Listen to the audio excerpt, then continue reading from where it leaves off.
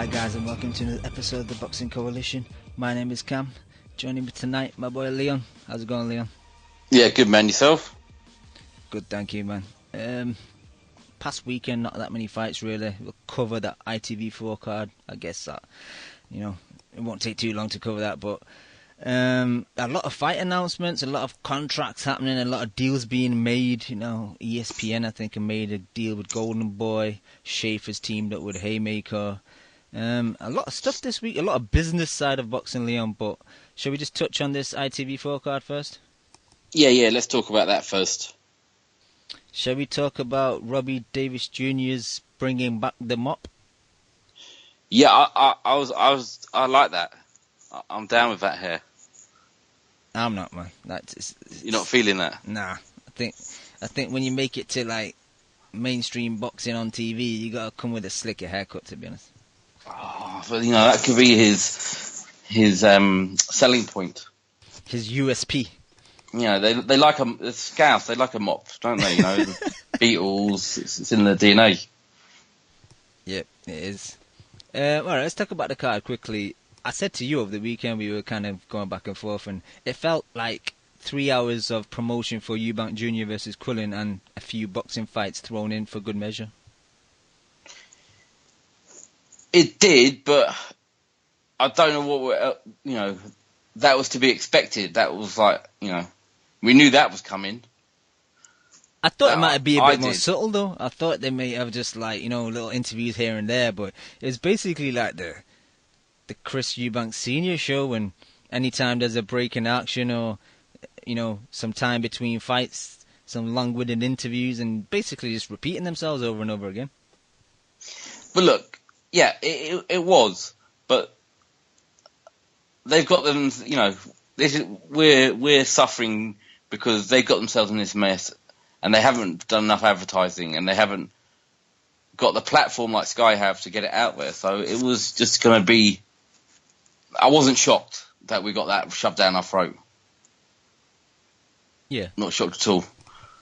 But Again, like I said last week, I'm glad. It's nice to have ITV back in it. I know they did the thing with Frampton, but that was obviously just a one-off thing. But this obviously had some legs. But the problem is their quality. Is how good of fights can they get?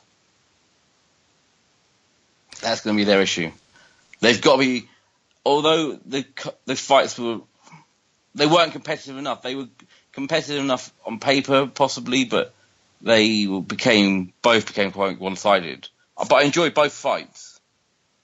Yeah, but that swelling on that guy's head was fucking hideous, man, wasn't it? Yeah, because I'm glad that got stopped, to be honest, because he was taking a beating and he kind of lost the majority of the fight. But Armfield, we've seen him against Blackwell, and he did frustrate Bravo. He is good boxing off the back foot.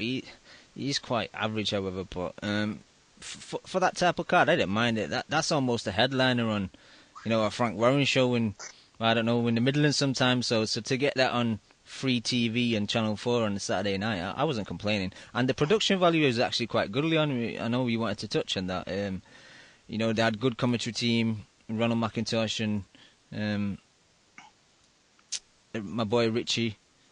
And I just think the whole production value overall was quite decent.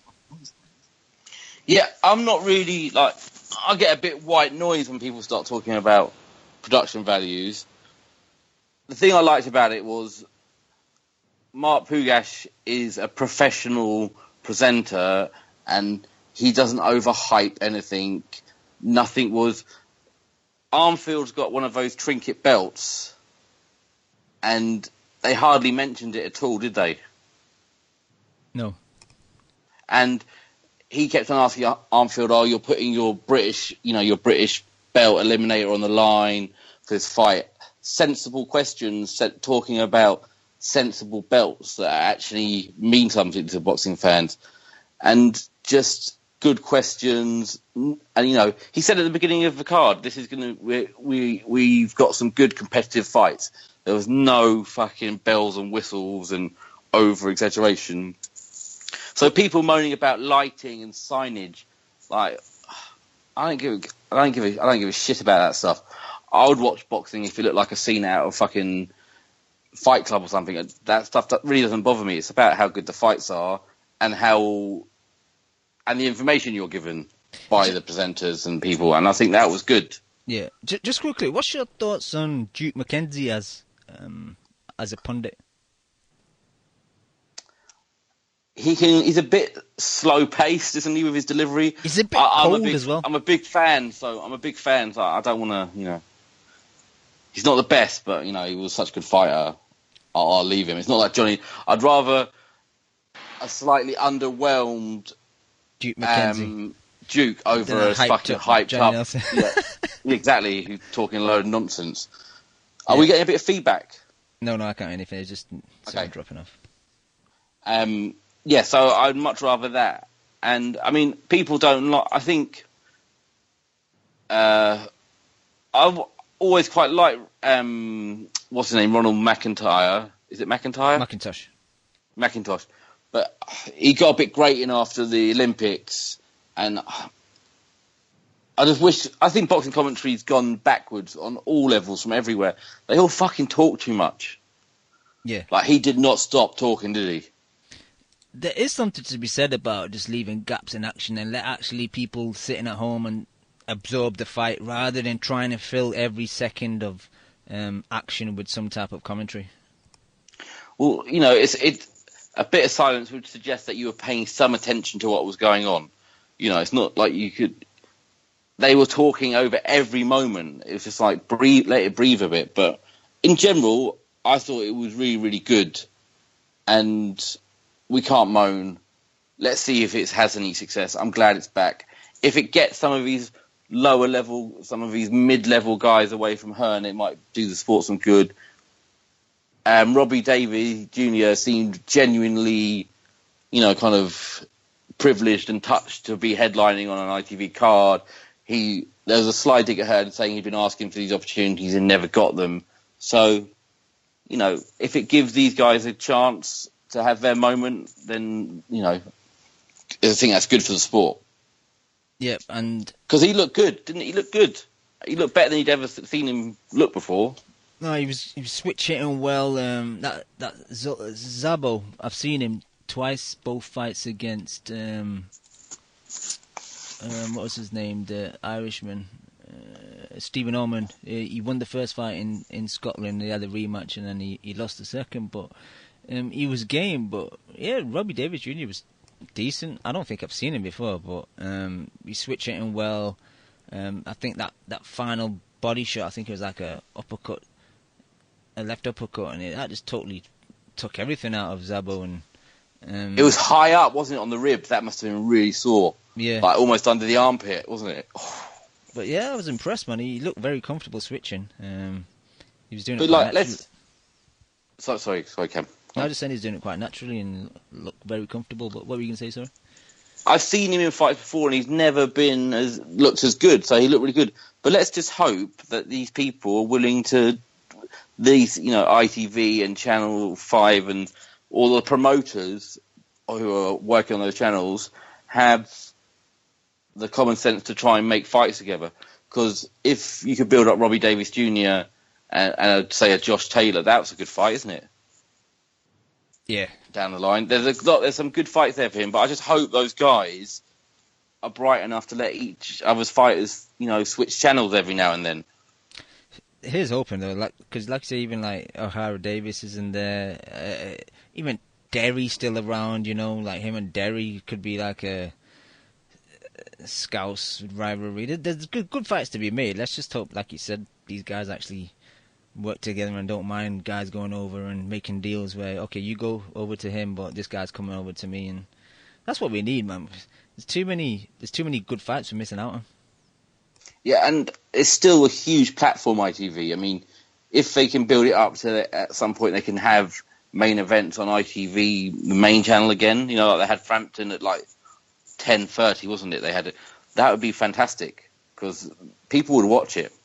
Yeah. If you catch them at the right time, before match of the day, just before match of the day, you could get numbers. Yeah, otherwise, like people like Ari... Match of the day kills it, yeah.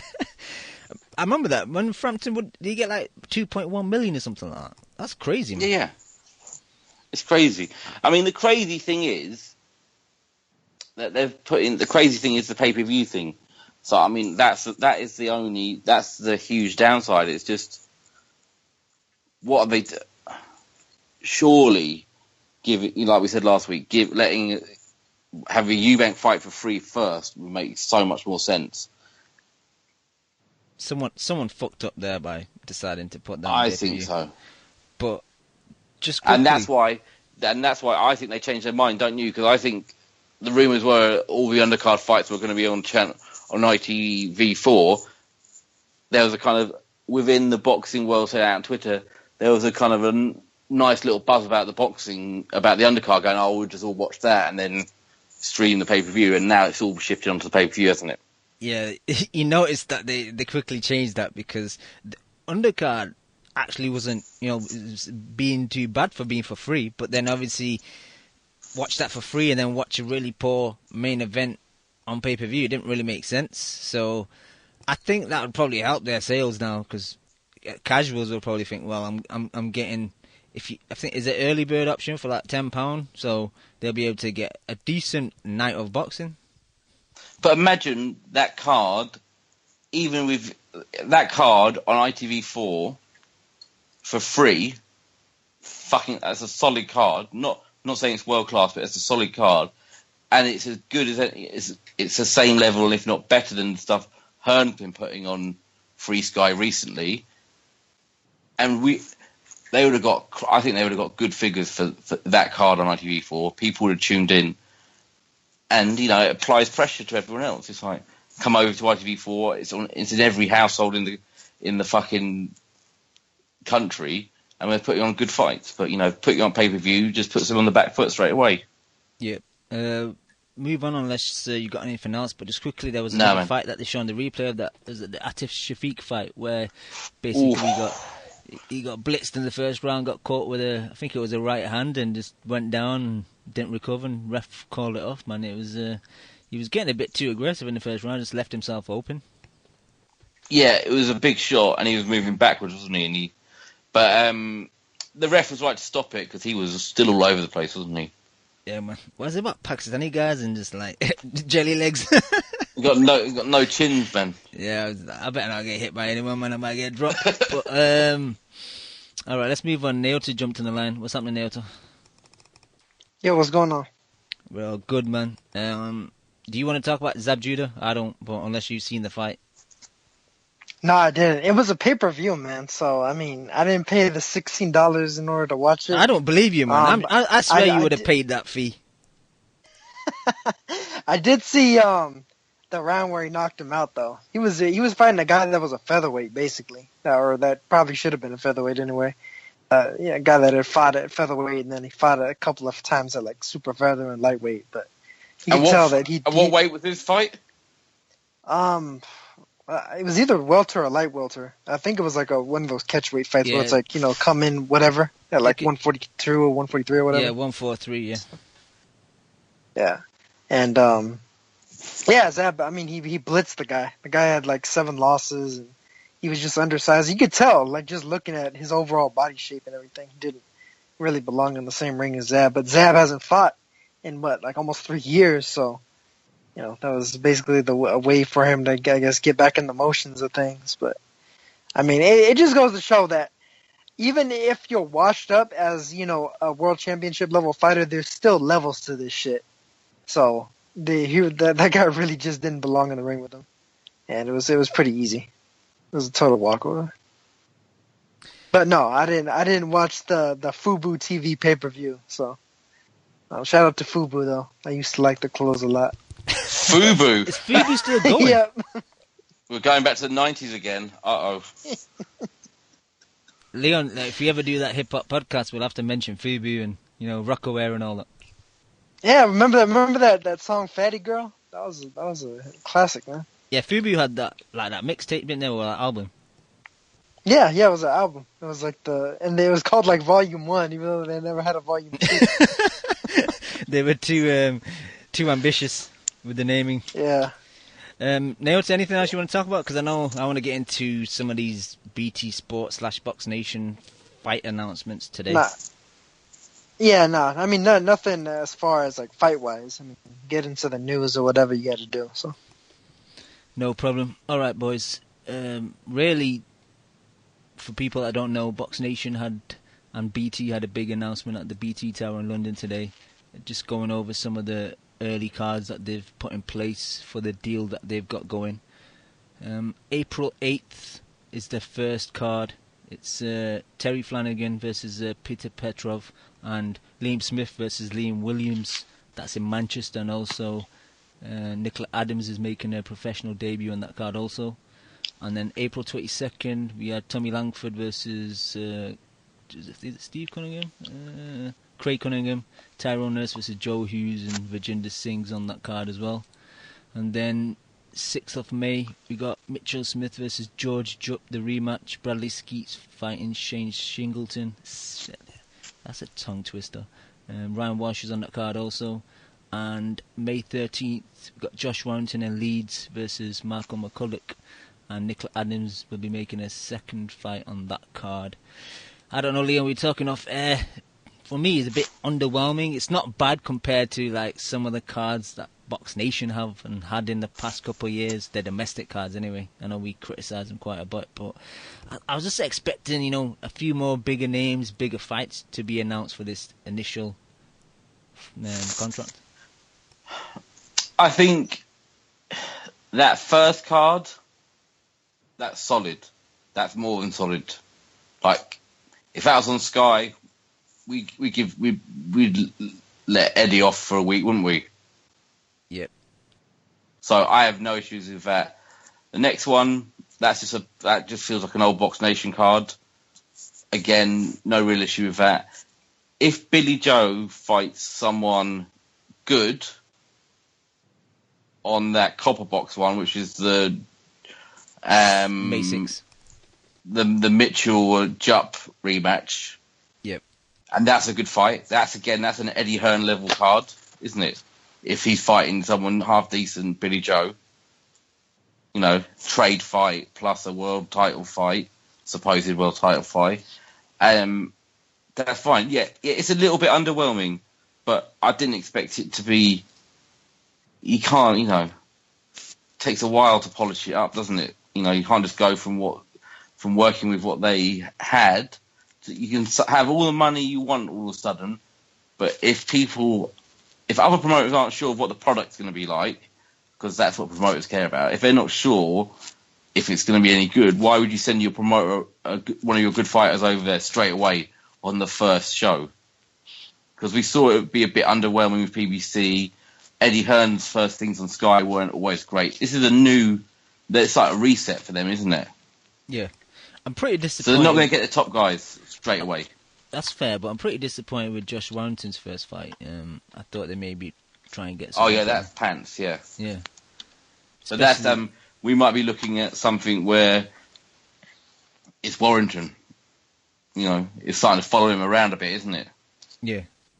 Bad fights, Well, that's May 13th, and I was watching a lot of the IFL interviews today after this press conference, and he was saying, Frank was saying, Leeds may be a big fight against, a belt holder or something in this.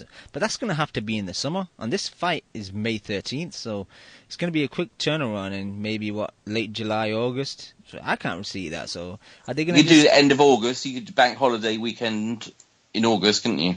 Yeah, that's possible. But they'll still be warm. I think they would have to try and do it because they can't leave it till next year because Warrington's becoming stagnant, man. He needs to actually move on now and actually try and fight for a world title. Yeah, and this is what I guess he came across to do. Have they named his opponent? It's some Irish guy, isn't it? Yeah. Is that right? I hadn't really heard much about him. I think I've seen him fight once on a Box Nation undercard in Ireland, but the promotion was saying it's Marco McCulloch. Yeah.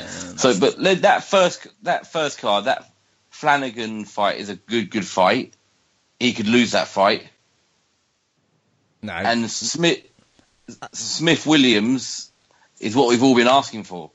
So we can't complain about that on any level. But so basically, out of 4 cards, you're saying that one of them is good. To me, that's not great.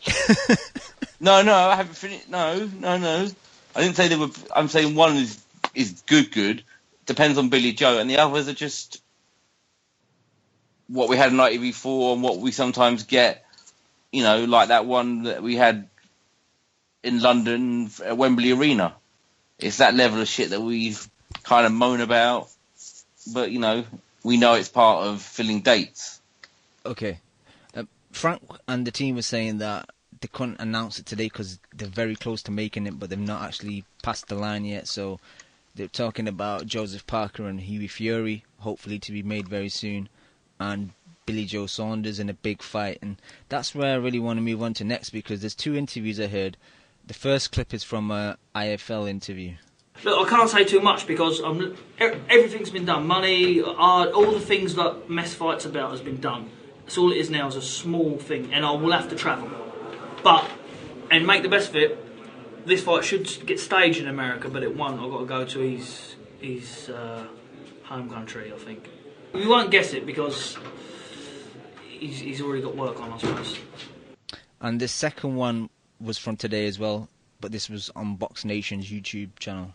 You know, there's one significant fight, a mega fight, going to be, well, it's on touching distance of being made, literally fingertips, which I know is serious, and it's a serious all-round fight. Money, serious opposition, serious titles at stake. From when you say that, is that Triple G? Well, you're going to have to wait and find out. You know what I mean? I don't want to put it out there yet, but he's got to come for a fight first. People's looking at it as if it's a walk in the park, where it's not. I fancy him to win it, but it's certainly not a walk in the park, so you've got to be careful of injuries, cuts, anything else. So, you know, there's just a small little thing we've got to overcome, and which I should think should be done in the next couple of days. Interesting comments. Naoto, initially, like when you just heard those 2, who as an opponent comes to mind? Wait, say that again? Initially hearing those 2 sound bites now, who would you have to guess would be the opponent he's talking about? Honestly, I really don't know. Yeah, because he fucking makes fucking no sense at all, does he? Should not be put in front of a microphone. That was about as fucking clear as mud, wasn't it? Yeah. Yeah, I mean, who fucking knows? So like people in the chat and the people said to me on Twitter as well, like Shams1000 has says Murata, Colm has says Golovkin in Kazakhstan. I could go off that, but maybe Golovkin. That's a troll. That's a troll, isn't it? No, but it could be like Monte Carlo. But the thing is, maybe it's not his next fight. Maybe it's a contract being put in place for the summer. So they'll sign contracts, but maybe Billy will get a fight with like Kurtzes or something in March or April or something, and then Golovkin will fight Jacobs, and then if both get through those fights, then that contract will be initiated for whatever summer. Maybe it's that type of situation. I'm not sure. I initially was thinking maybe Lemieux. Maybe on the grapevine they've heard that Stevens' hands is not right, so that fight's going to cancel. And because the fact that he says it's a big fight in the States, but it'll happen in his home country, so I'm thinking, well, that's Golden Boy Lemieux, yeah. But it'll happen in Canada. So I'm not sure. It's quite interesting. Because I was under the impression that he was going to be on the Copper Box, that Jupp Mitchell Smith thing. I thought he was going to be inserted there. I mean, is Lemieux really a big fighter in the States, though? Like, really? I mean, I could see him saying, like, in Canada, but really maybe it's the Golden Boy thing, like Cam said. Yeah, maybe. If anything, I would lean to Stevens a little bit more if you're going on that route, but I guess. I don't know. But he's got a fight before. Stevens is just... I mean, not Stevens. Lemieux is just terrible, though. Man. Yeah. But is he... I think there must be a fight before whatever this fight is he's talking about. You wouldn't think so. I doubt he would go into such a big fight just with that last poor performance. You never know, though. Unless he's just going to pull the Brook.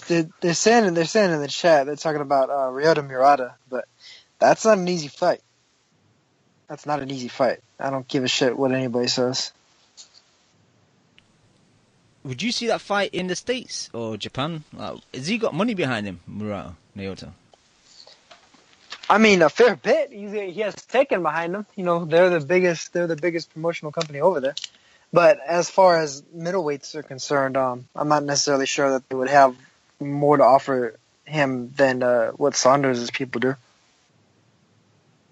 Yeah. And quickly, Leon. It really depends. It really depends on the matchup. Quickly, Leon. Billy Joe now training with the Dark Lord Adam Booth. Yeah, that's a weird one, isn't it? It is, especially. I don't know how that works. That he's not his style of fighter, is he? Like physically. Not at all. He likes like athletic dudes. Yeah. But you know, he needs some W's, doesn't he? He needs to. The Dark Lord's gone a bit quiet, hasn't he? Probably needs some paychecks. Yeah, but if they could get that Fury Parker fight made, that's a good fight. Do you see any possibility that they bring Parker over here? I can't see it, to be honest. I think they might be able to get Parker over here. You think so? I think so. But I was hearing, and there's been whispers about the Deontay Wilder Parker fight. Yeah, I saw that. That's what I want. That was pretty interesting. Really, if I could have that, I'll take that fight. Yeah, I mean that'd be fantastic. I mean those we want to see, right? We want to see the unifications happen and stuff. But honestly, I think Huey bashes Joseph Parker up though. I think he can beat him. Yeah. On points. But, yeah. I mean, either way though. I mean, I'm not mad at either fight. Yeah.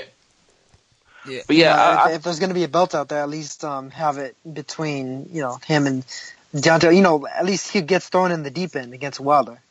And if Wilder wins, as we would probably expect him to, then that cleans up some of the mess of the heavyweight division. And if Parker wins somehow, that he shows a level of depth that we haven't seen from him yet, then good on him. I'll take those fights, but he needs to make more signings. That's what Frank needs to do as well. I thought there might have been a bigger signing, another signing. Don't you think?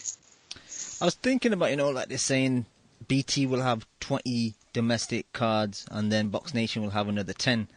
If that's the case, like you said, they need to sign a lot more boxes, or it's going to be a case, Leon, that each card is going to have one good headliner, and the undercard is going to be his prospects and people from smaller promotional groups.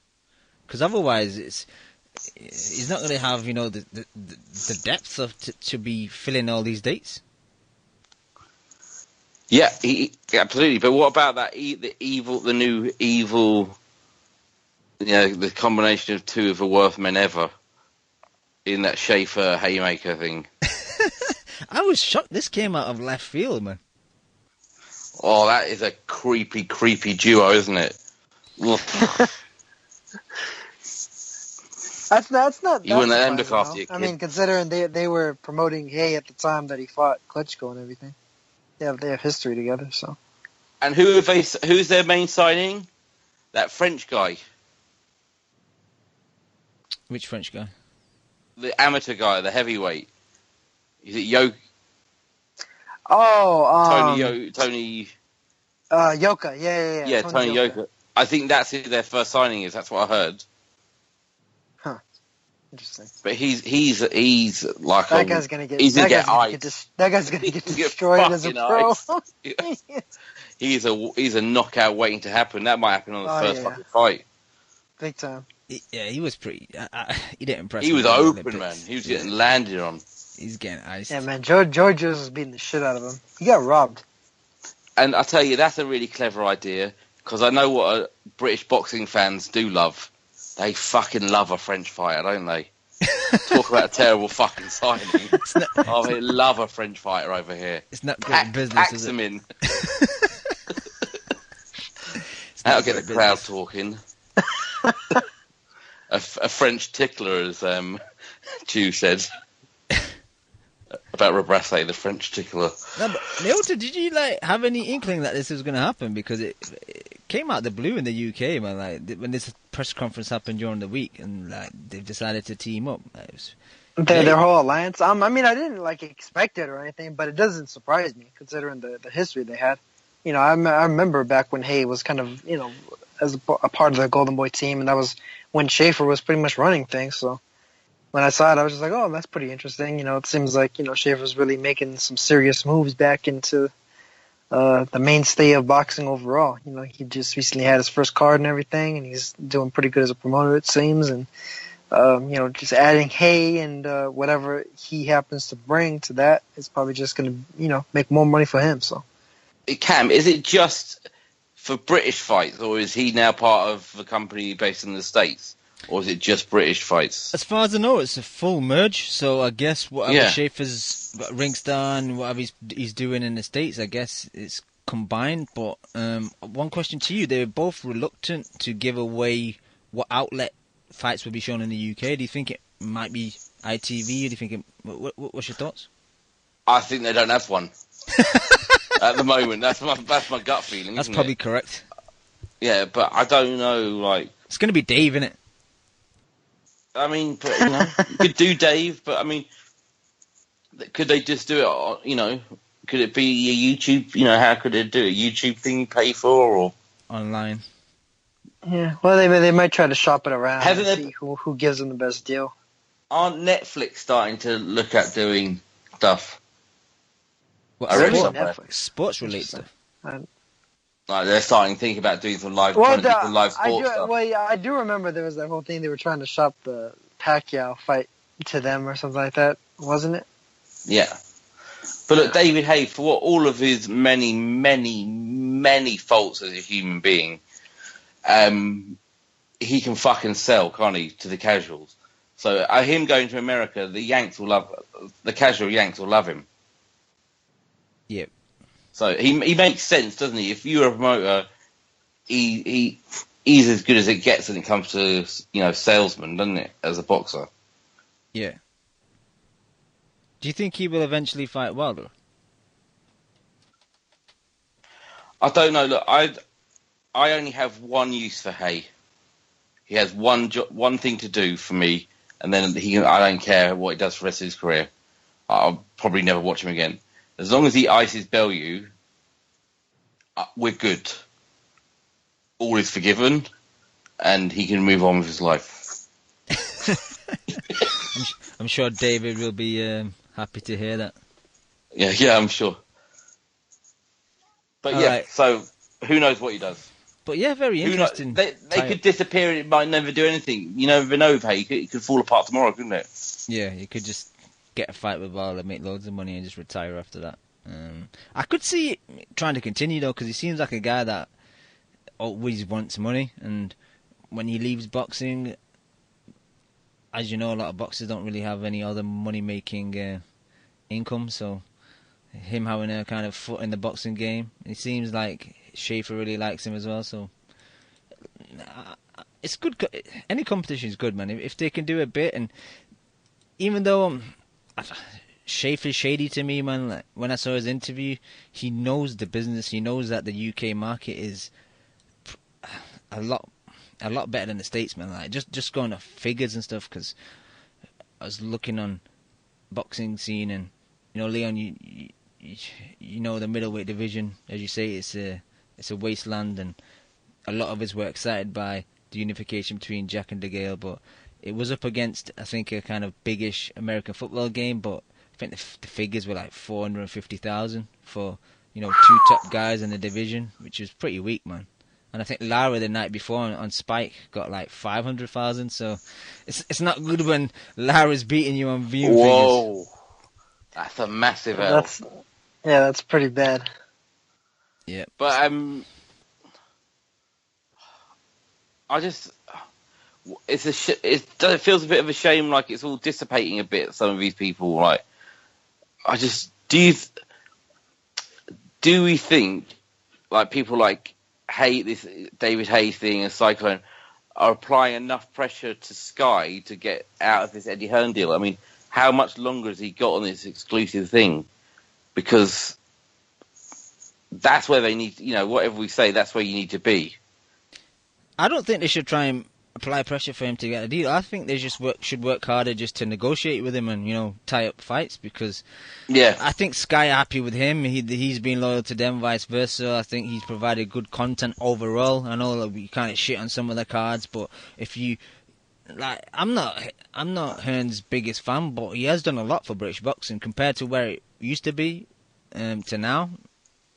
A lot of the UK champions have have a debt to pay to him. On the other side, on Warren, he's not got that too many belt holders. It's more on Hearn. So he has put his money in his pocket and actually brought guys over and stuff. Even though a lot of the fights haven't been competitive, you have to give him his props. Oh yeah, he's done. The thing is, he's got everything stacked in his favour, so he should be doing well. So that's old adage, isn't it? But I just don't trust any of these people to get it right. That's the problem. I don't trust Hay not to fuck that up. I don't trust Warren not to fuck it up. I don't trust her not just to carry on being an utter cunt. And little Mad Barry's so in love with Carl, he doesn't know what he's doing, does he, half the time? So, and Poxon, I don't know, he likes riding bikes. I don't know what he's going to do. So, we've had a lot of big announcements, but where do we think, in a year's time, not much might have changed? Well, I hope it has. I hope it does, though. I really hope it does. I want it to. I want it to be positive. I'll give credit to ITV4, and I'm fine with what Frank did today. Yep. All right, let's move on now to Golden Boy and ESPN announced a TV deal. Yeah, that's good. Get some more fights on there. I saw that Gamboa just signed with them too, so I'd imagine that they might be a part of it. I know that Randy Caballero, I think, is supposed to be one of their first cards. Is that the March 23rd card, their first one, or? Yep. Okay, yeah. So he's definitely on that one. He's finally making his return after having lost his bantamweight title on the scales, unfortunately for him, when he fought. That was the Stuart Hall fight, right? When he lost that. He lost that title. No, he was supposed to fight Haskins. Was it after that? Haskins. It was after that. That's right. Yep. That's right. He beat Hall, yeah. Yeah. But so what's your thoughts? Yeah, it'll be nice to see him back. Sorry to interrupt you. Just saying, what's your thoughts on the deal itself? Do you think it's going to be a lot of up and coming Golden Boy prospects? Some guys that are kind of need to rebuild a bit. Do you think that's the kind of fights we'll get on? I mean, I'd imagine so. It seems like they'll probably try to really build a lot of these guys that they've been putting on, pretty much headlining their Australia cards, their YouTube cards, basically. Put them on there. It'd be nice to see, some of these guys that haven't necessarily got the push I think that they should get. Like I think Diego De La Hoya is probably built for this. He could capitalize off of the name value and really bring some name value to all their cards and everything, just generally speaking, and to them as a promotional entity. Jojo Diaz, I imagine, might be a part of like one or two of these, although he's probably a little bit beyond that. So I think it'll probably be a building block for a lot of their up and coming fighters. We'll probably see Ronnie Rios on one or two of these, and some of their other up and comers. I don't know if Rashidi Ellis is with Golden Boy like officially, but I'd imagine they probably had to have tried to scoop him up after the way he blitzed Eddie Gomez late last year. So I'd imagine somebody like him would probably be on there as well. Basically guys that are in lingering as a contender for a potential title shot in like the next year or so. I could see that, as well as just up and coming prospect and fringe contender level guys that are making their way into being legitimate like top level contenders that champions will actually take a shot at. I hope my boy Teddy Atlas and Joe Tessitore, the broadcasting team. I haven't heard water in the basement or bugs on the windshield in a long time, so I need that back in my life. All the different ideas of how to set up body shots by setting up the picnic, and then you put the fruit on the plate, and then you put the steak next to the the way that Teddy sets it up. Teddy's awesome. Ice fishing as well. His all of his analogies have to do with like eating lunch and stuff. You need to land that missile. You need something to land it there. But yeah, I'm looking forward to it. I always used to like the ESPN Friday Night Fight cards, even though they were lower level. It was always just to watch like good up and coming guys or guys that are on the rebuild. So, you got any thoughts on that? Yeah, I mean, Gamboa is probably built for that too. You know, I think that's probably an excellent way to get him like active again, and then toss him into some of these fights that people have been talking about with regards to him. You know, it's getting the top level 130 pounders now. Leon, what's your thoughts on them signing Gamboa? To me, I'm not too impressed, man, because he's a bit of a waste of time guy at the moment. In the last couple of years, I know. Well, it's all about the fights. If they can make him, and they've got opposition for him, and they can make sure he's in these fights, he's good. He's a good fighter still, isn't he? I still think he's got something to offer. It's just about testing him. So don't give him any fucking tune-ups. Yeah. Fucking deep end the fucker. Wow, you know what? Push him in the swimming pool. I just looked him up on BoxRec. It looks like they already have a fight for him versus Rene Alvarado. So that's not a bad comeback fight for him. At what weight? At 130. Yeah, that's where he needs to be, man. Any higher? Yeah, correct weight. Yeah.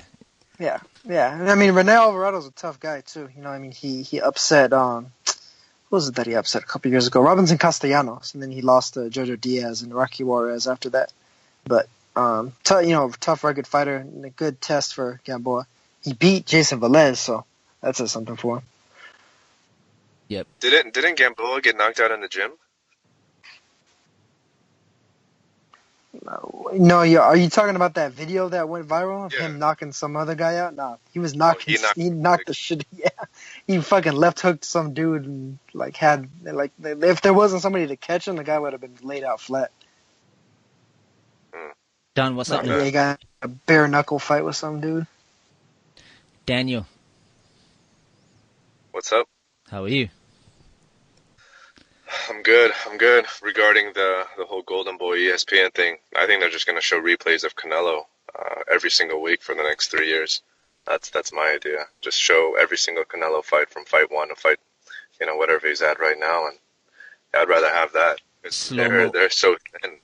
Their roster is so thin, like De La Hoya and then that other kid that they have at 26. I mean, those are their two really hot prospects. So, I mean, are you going to really risk those two guys for ESPN Friday Night Fight cards? Probably not.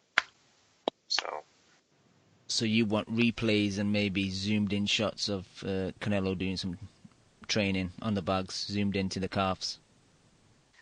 Yeah, exactly. But in all seriousness, I mean, this is good for the sport, because I still think having that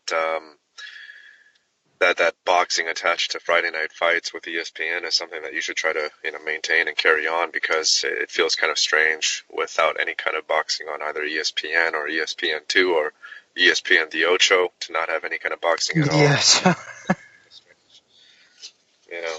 I'd rather have at least some kind of boxing, even if it isn't high level stuff. You'd still rather have that than nothing at all. I mean, it's been around for so many years with ESPN to kind of let that go to waste. Doesn't seem very, very optimal.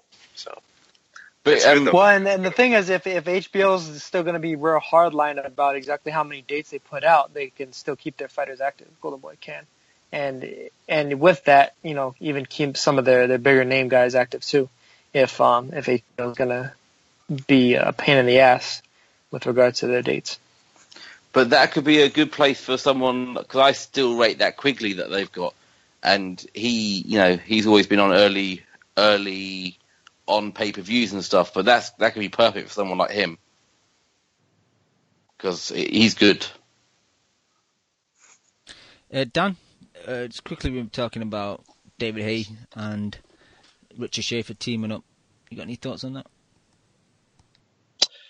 No, if I did, I would just be speaking out of my asshole, because I don't know anything about that partnership. I don't know. I don't think David Haye really brings anything to the table, domestically speaking. So maybe this is just Richard Schaefer trying to take advantage of the European marketplace, like you guys mentioned. I mean, to tell you the truth, I think Europe, especially the UK, is keeping boxing alive right now. I mean, you guys just blow our local shows out of the water, even big fights, so to speak. I'm looking at some of the ticket prices right now and some of the build up for the Frampton SantaCruz fight. That's supposed to be a big fight. Especially if that was in Belfast or somewhere in Ireland, it would have been absolutely huge. But what I've seen so far, and having been in Vegas about a week ago, there's no buzz around the city regarding the fight, and it's just unfortunate, man. Like all of these shows that take place in the States, you have a couple here and there that seem to do okay. But honestly, what's keeping, I think, the sport relevant and like all of the live atmospheres that are actually very, very fun to watch. It all takes place in the UK. So I think from Schaefer's vantage point, it makes complete sense. Why not take advantage of that market? People who actually love the sport, rather than some of the people here. If you go to any big fight, Cam can attest to it with the Canelo fight, and especially the Ward Kovalev. I mean, the only people that go out to these big fights here in the States are just casual fans and people who just want to look good. But there's really no like hardcore love for the sport, especially for the live events. Can you still get tickets for that Frampton Leo SantaCruz? Oh yeah, there's a ton of them. They're cheap now. Are they gone cheap yet? Or yeah, I mean, the thing is with this fight, actually, the ticket prices started out higher than most of the other cards that I can recall that have taken place at the MGM. So the ticket prices are still fairly high, but they're still about 3/4, like 3/5 of the original ticket price. So that's only going to go down on Saturday. Yeah, so I'm probably just going to buy a couple of tickets on Saturday, like a couple hours before the fight. I'm probably for like $100-$150 for fucking mental. Because you're right. If that was in Belfast, there wouldn't be a ticket left. If it was in an arena, for 12 hours, there wouldn't be a ticket left in a couple of hours, would there? No, that would sell out so quickly. Be gone with Leo SantaCruz gone in the morning. Fucking crazy, isn't it? I just don't understand why. I mean, there has to be some reason why these guys are fighting in the States rather than in Europe. I mean, it can't be that simple, can it? Well, for Santa Cruz, it's because he doesn't want to get a shitty decision. No, I know that's fair, but Frampton was in the driver's seat. Wasn't he not after winning that fight? And you could have got 2 American judges easy on that as part of a. But I'm just saying it's crazy that you would it have sold out if it had been in LA? I mean, possibly he might have been in the driver's seat in turn, but I don't know exactly if there was like the rematch clause or what that might have had to do with it. But if they were in LA, they'd sell out, no? They'd sell out if the tickets were really cheap, like they are in the Forum. Tickets are very cheap. Yeah. If it was like StubHub or something, it might do a bit better. But the thing is, even Santa Cruz doesn't have really that level of cachet that a lot of other like Mexican fighters have had in the past. Exactly. He doesn't have that Barrera or that Morales as like air to him. He doesn't even have like that Johnny Tapia air to him, where it's like that he has that mean mentality. He's gonna go in there and like do it. He doesn't really have much of a personality, so he's never really built or cultivated much of a fan base that like they love Leo SantaCruz, by and large. I think a lot of that was lost with him not really fighting the best guys at 122 and such. And naming his son after Al Heyman. That's it. And buying Floyd Mayweather's used Lamborghini. The only thing that I kind of remember Leo SantaCruz probably like 10-15 years down the road from now is him shaking his right hand so damn much during a fight. There's nothing that annoys me more. Him constantly shaking that thing. It pisses me off. I just want to go in the ring and just like apply so much tape so that he can't do that anymore because it annoys me a lot. But yeah, like I just don't know. And then I was for some reason I was thinking about Amir Khan lately too, and just kind of his career. And we're coming to that. Were you watching any type of videos? Okay, I'll save it for later. It has nothing. Let's do it now. Let's do it now. Okay. Then I'll be the one to bring it up. Then I don't want to talk about the vulgar sex tapes so much, but rather just his career arc. I just don't. I wonder what his career would have been like had he stayed domestic and really taken advantage of that market. Because like just going back on his previous couple of fights and all this kind of failed talks about the whole Kell and Amir situation, it's just disappointing, man. Like I know I'm one to always make fun of Amir Khan for a lot of the stuff that he says and whatnot, but I don't know. I just kind of feel bad for him right now. But I'm sure, Leon, you have more strong thoughts and opinions about that. So No. My on this with Brooke, he's right. He's completely in the right. Brooke needs to take the fucking lower, take the deal, whatever the deal is, take it, because he hasn't fought. Whatever we say about Khan, you look at Khan's resume, and can we say that's a decent resume? Win or losses, just he's fought good guys, yeah? Yeah. We'd say, in general. Yeah. Brooke, second best win, I was talking to some guys on Twitter today, we've decided his second best win is Matthew Hatton. So he's got 2 credible wins, and he got his face punched in. They're the 3 fights that matter, are those 3 fights. Porter, I thought he won it clearly enough, but some people didn't. Horrible fucking fight.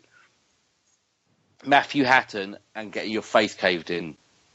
And he says he's not motivated for Spence, but then he's arguing over money with Khan. What the fuck does he want from his career? I think you're underplaying Carson Jones, man. Carson Jones' victory was decent. But can I ask you guys a question? But this fight obviously is going to take place in the UK, right? Yeah. Yeah, and it would still sell out, even after they got their shit kicked in. And I apologize.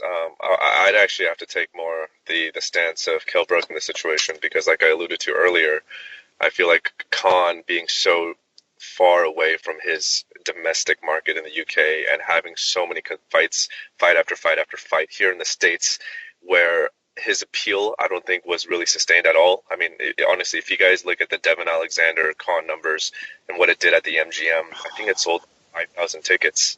And I understand the resume talk. I really do. I think Khan obviously has a much more balanced resume at 47. However, I still think Kell's victory over Porter is still kind of a level above anything Khan has done at 47.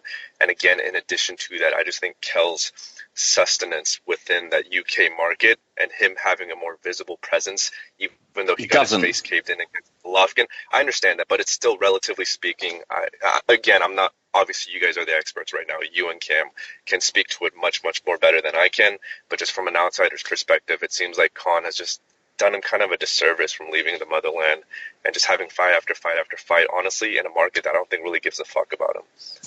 I think Khan's popularity is so overblown by some UK people who think he's some name.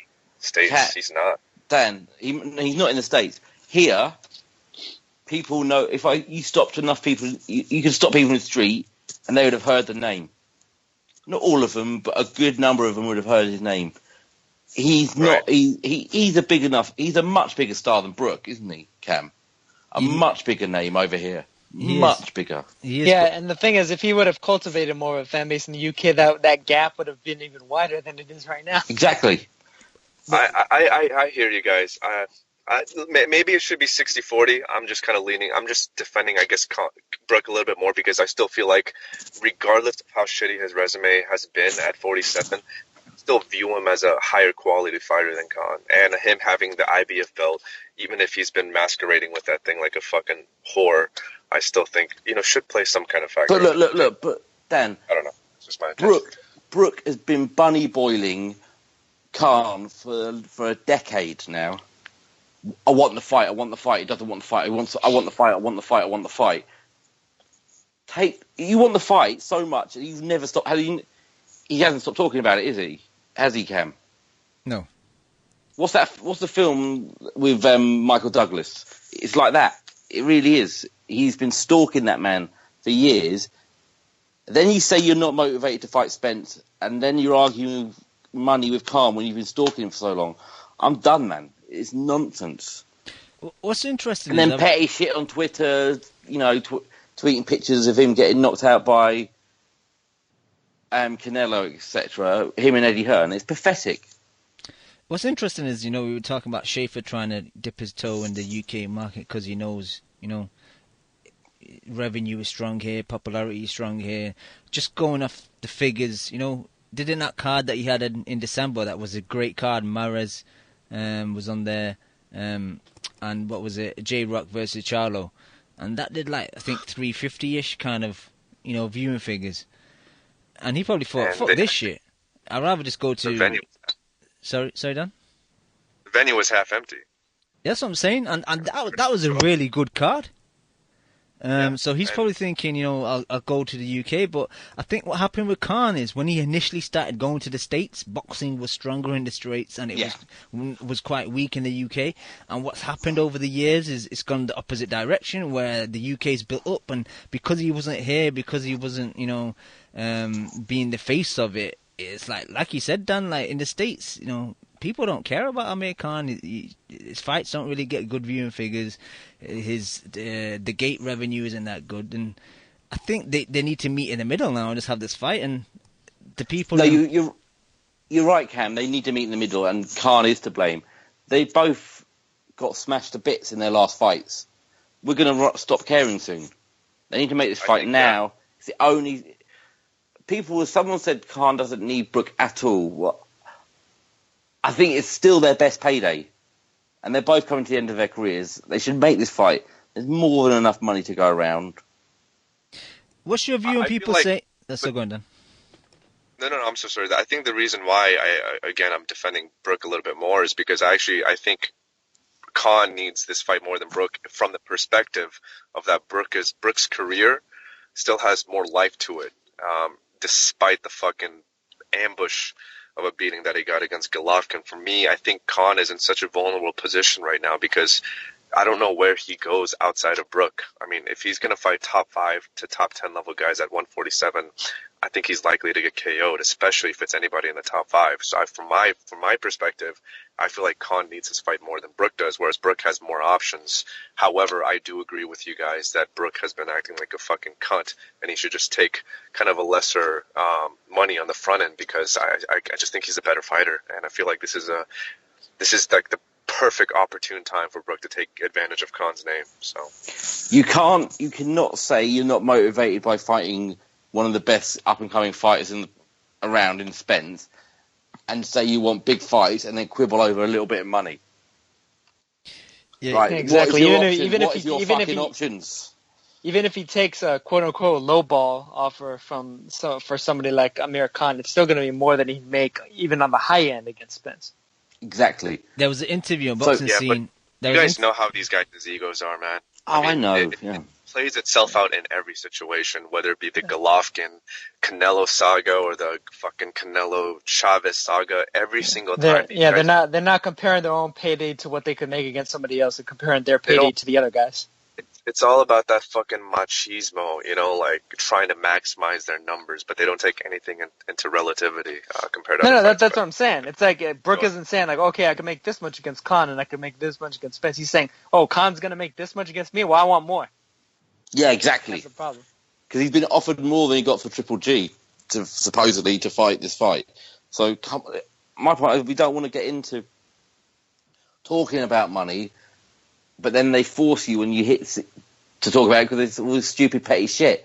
Just fucking, my thing I can't get around with Brook is he's wanted this fight for so long, and then he's going to do this shit. It looks so bad.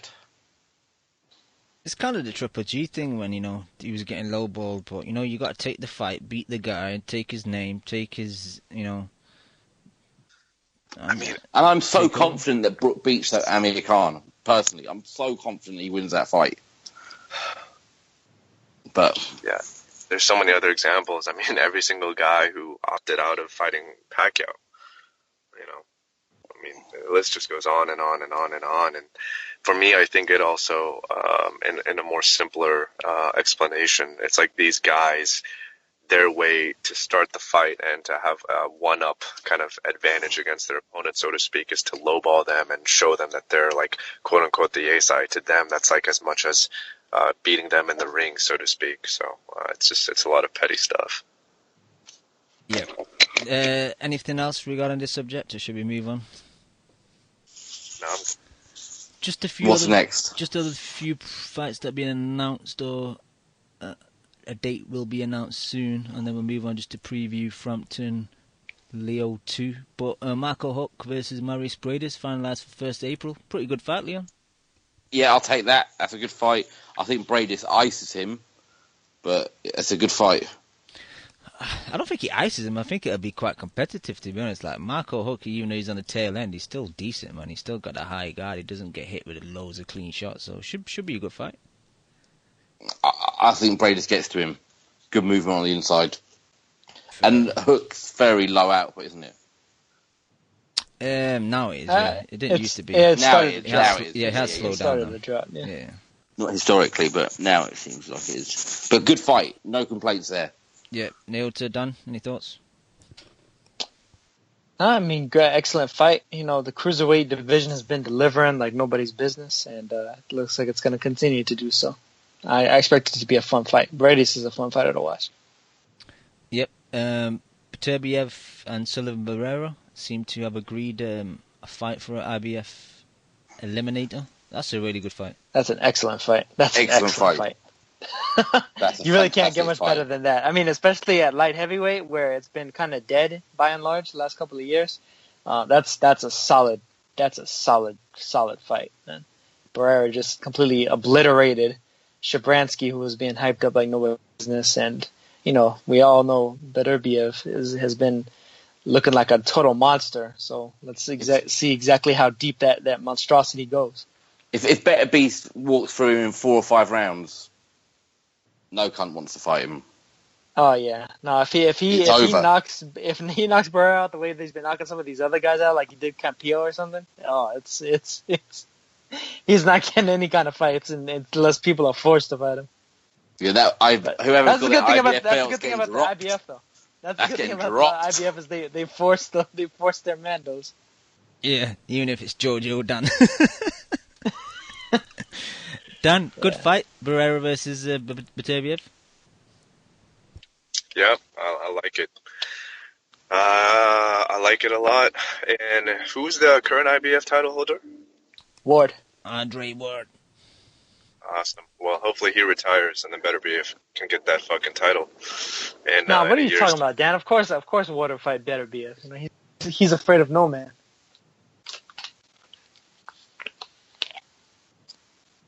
Yeah. Okay. All right. No, but yeah, definitely a good fight. But hopefully Bivol can get in there somewhere as well, Dan. What the fuck is going on with my boy Bivol? You should know, man. What's happening? Following him on the IG, like a thirsty side piece that I am, and all I see is him out at some like Russian nightclub named Jim's. You slide in. You slide into the DM. Nah, I get rejected every time. I try to slide in, but they kick me out because they know my IP address. But that's a different story, man. Yeah, well, I don't know what's going on with Bivol, but I don't know what his last fight or what his next fight is scheduled to be. But it seems like Gvozdyk has kind of taken the hype from Bivol. So I'm really interested in seeing kind of how those 3 guys' career progress, man. Beterbiev, Gvozdyk, and Bivol. I think they're all like kind of A, B-level type prospects, man. That's going to be a lot of fun. Yep. That's about it for me, news-wise, fights, announcement-wise. You guys want to talk about anything? Don't all talk at once. Angel Garcia's a mad fucker, isn't he? Oh my god. I fucking hate that guy. I hope after the fight with Thurman Garcia, I hope a one Thurman does a Wanma? Yeah, a Wanma situation occurs and he just goes in the corner and starts beating up his dad, man, because I hate that fucker. Beating down Angel. The closer it gets, the more convinced I am that Garcia wins, Why? Because he's at the fucking born with a horseshoe up his arse. He's one of the luckiest fuckers around, isn't he? I just think his style and Thurman's style match up badly for Thurman, personally. Yeah, I think Thurman is more versatile than Danny, but Thurman's best range is right at that mid range, like doing like that mid range hooker thing. That's pretty much the only thing that Danny does, but he does it great. He's some semi one dimensional, but in that dimension, he's practically unstoppable. It's like that Stevenson trading hooks with him. It's that Stevenson thing, isn't it? It's just that big power. Like Stevenson's got that massive power. And if you get caught, you're done, aren't you? Yeah. Well, if you fight his fight, you're gonna get spun. I don't think he's Stevenson level in terms of his power. Not even Not close. power. I'm just saying about that one dimension that's so good that it will get you. And I think that Garcia might hook him to death. I used to think that too, but after so many lackluster performances, I really can't say that about Danny anymore. Like, I used to just say, oh, he has that special hit quality, but I mean, how can you really say that if arguably he's lost, 2 of his past 4 or 5 fights?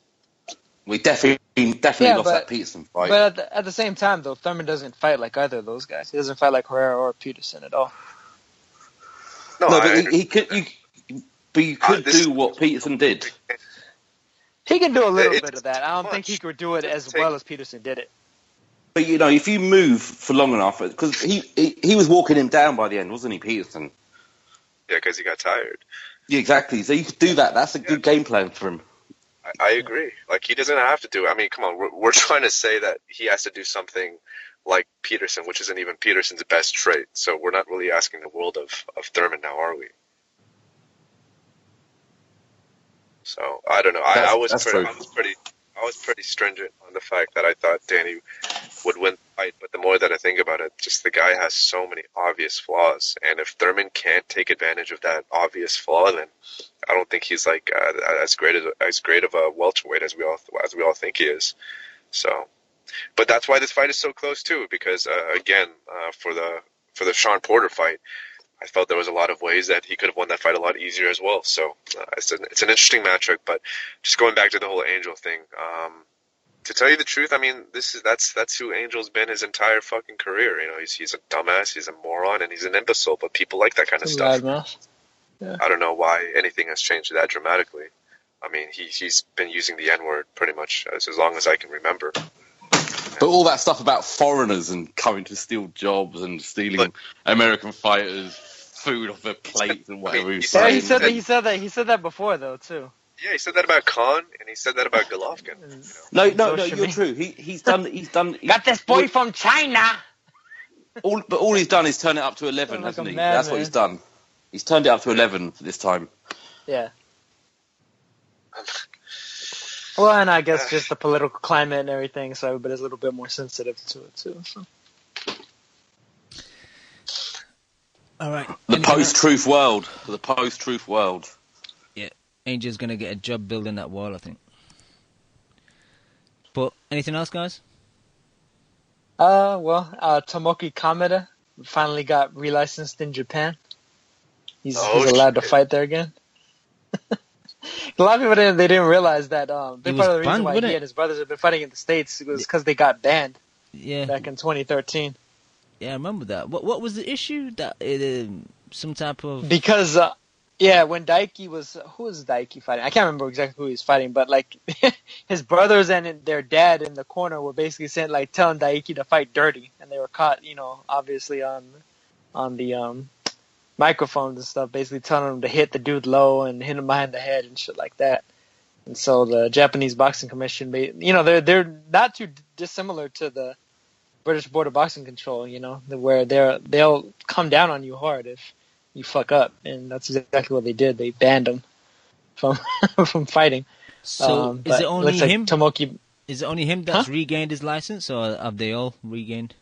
Well, I mean, I'd be willing to bet the others could fight as well if they wanted to, but as of right now, they're saying they're in a state of semi-retirement. So, I'm not sure if they're gonna fight again or what exactly is happening with Koki and Daiki, but Tomoki's continuing his career at least. Okay, Dan, just going back to Gamboa, Shams 1000 in the chat is asking your thoughts on him signing with Golden Boy. Oh, thank you so much, Shams. It's very kind of you for you to ask for my insight, even though I'm a dick most of the time. You're an expert. You're a boxing expert. Never forget it, Dan. Never forget that. It. Thank you very much. Thank you very much, sir. I think Gamboa signing to Golden Boy is honestly pretty damn good because Gamboa has as much shit that we want to give him for him being kind of chinny. I mean, let's face it. Who's given Crawford the best rounds of his career so far? It's been Gamboa.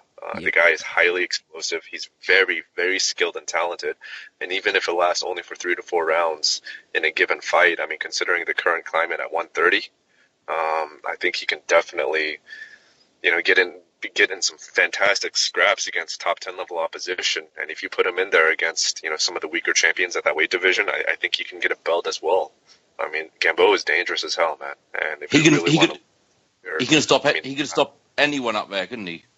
He has probably the quickest hands, in combination with his power, in terms of his combination punching. So, he's kind of a unknown entity as of right now because he's been inactive for quite a while. But I think for Golden Boy, for them to kind of acquire him at lesser value is a pretty good acquisition. So it's going to be really interesting to see who he fights. Yeah, I mean, that's see him active again. He's going to be fighting Rene Alvarado on March 11th for his first comeback fight. At 130? Yeah. What card's that on? The Lemieux card or the triple? Is that the Lemieux? Yep. You know what? I'd have to check again. Yeah, come on, get your shit straight, man. I'm the expert here. March 11th. That's the card taking place in Verona, New York. That's looking like a good card. Yeah. Or fun card, anyway. Yep, fun card, definitely. So, yeah, Golden Boy, it seems like they're very slowly building up their roster. I mean, we all know that they're very dependent on one ginger cunt, but they're still doing a decent job at it in the interim. Why not? So, I'm going to just quickly say, this Ginger versus Lucky Charms seems to have gone down quite well in the States. Like, other podcasts have, like, people seem to have embraced it. It's going to be fun. Fuck it. If you can't beat them, join them. Yeah, I'm on board, man. It's going to be a lot of fun, man. Honestly, if you guys have the chance to fly out, if it's in Texas or Vegas, I mean, Cinco de Mayo. I mean, you can even probably write it off on your tax returns as like some kind of cultural experience or education because, it's going to get lit, as people like to say. I know, Cam, you were out here for Canelo Con for Cinco de Mayo last year, but that was dead. Vegas was fucking dead on Cinco de Mayo. But if Chavez versus Canelo happens, I guarantee you there's going to be a shitload of Mexicans for that week. It's going to be a lot of fun. That's guaranteed money. That's going to make money, isn't it? Really? Yeah. And it's probably a big place time. in Vegas. Honestly, man, like people always like confuse the numbers at like some kind of big stadium with gate revenue, but the fact is that even that Canelo Con fight that we went to, Cam, where there were a lot of empty seats, I still think that fight did like $12 to $15 million in live gate money. The ticket prices are so expensive in Vegas because it acquires such a different group of people that it just makes it people always fight in Vegas, and it's very obvious why. The taxes are lower in comparison to a state like New York, and again, you can charge so much more per ticket than other states because the average income of the people who visit Vegas on any given week is that much higher than city X, Y, and Z. So all those like front row seats, they'll be all go to gamblers, and like there'll be big money, will they? Those for that fight. Yeah. I mean, freaking comps and high rollers and shit. But what kind of money are you talking about? Thousands of dollars? Oh, jeez. I mean, the lower, Easily. like the mid-level bowl, for the Chavez Jr. fight, the ticket prices are going to be higher than the Canelo Con fight. So, like, my estimation is that, like, the highest level seats are going to be anywhere from $250 to, $400. Mid-level is going to be anywhere from $800 to probably, $1,500, $2,000. And the floor seating is going to be anywhere from, like $2,200 to $3,000 to $4,000. So, Wow, they're going to clean up, aren't they? Whereas if you think about Texas Stadium, like Dallas, sure, you'll do 80,000 people. $20 tickets. Exactly. I'm assuming the average ticket price is going to be $30, $40. Dan, I want to ask you about that because initially when the fight got kind of announced, they were saying the T-Mobile had been reserved for a certain date, but now they're saying they're still looking into other options, whether it is MGM or Texas. So have you heard anything over there? Yeah, I think what had happened, I think the talks were that they were talking about T-Mobile pretty heavily when Golden Boy met with the Nevada State Athletic Commission, and they were talking about reserving that date tentatively. But I think Jerry Jones, who's the owner of both the Dallas Cowboys and subsequently the big-ass Texas Stadium in Dallas, is really heavy into pursuing this fight because I think he does have a good relationship with Oscar and Canelo, and he really wants this fight. But Dan got cut off, so hopefully his signal comes back. I'll try to call him again. But I imagine a lot of it just has to do with exactly how much the Vegas casinos really want that fight as well, and they tend to have a lot of pull just by virtue of the fact that they're going to bring in a ton of gamblers and a ton of money on whichever weekend that fight happens, especially if it's Cinco de Mayo weekend. Because there's every year, even when there's no boxing going on necessarily on Cinco de Mayo weekend in Vegas, things get packed there because there will be all kinds of events. Just like cultural events that don't even have anything to do with boxing. It just has to do with the holiday. There'll be like all kinds of like different things, rodeos and shit.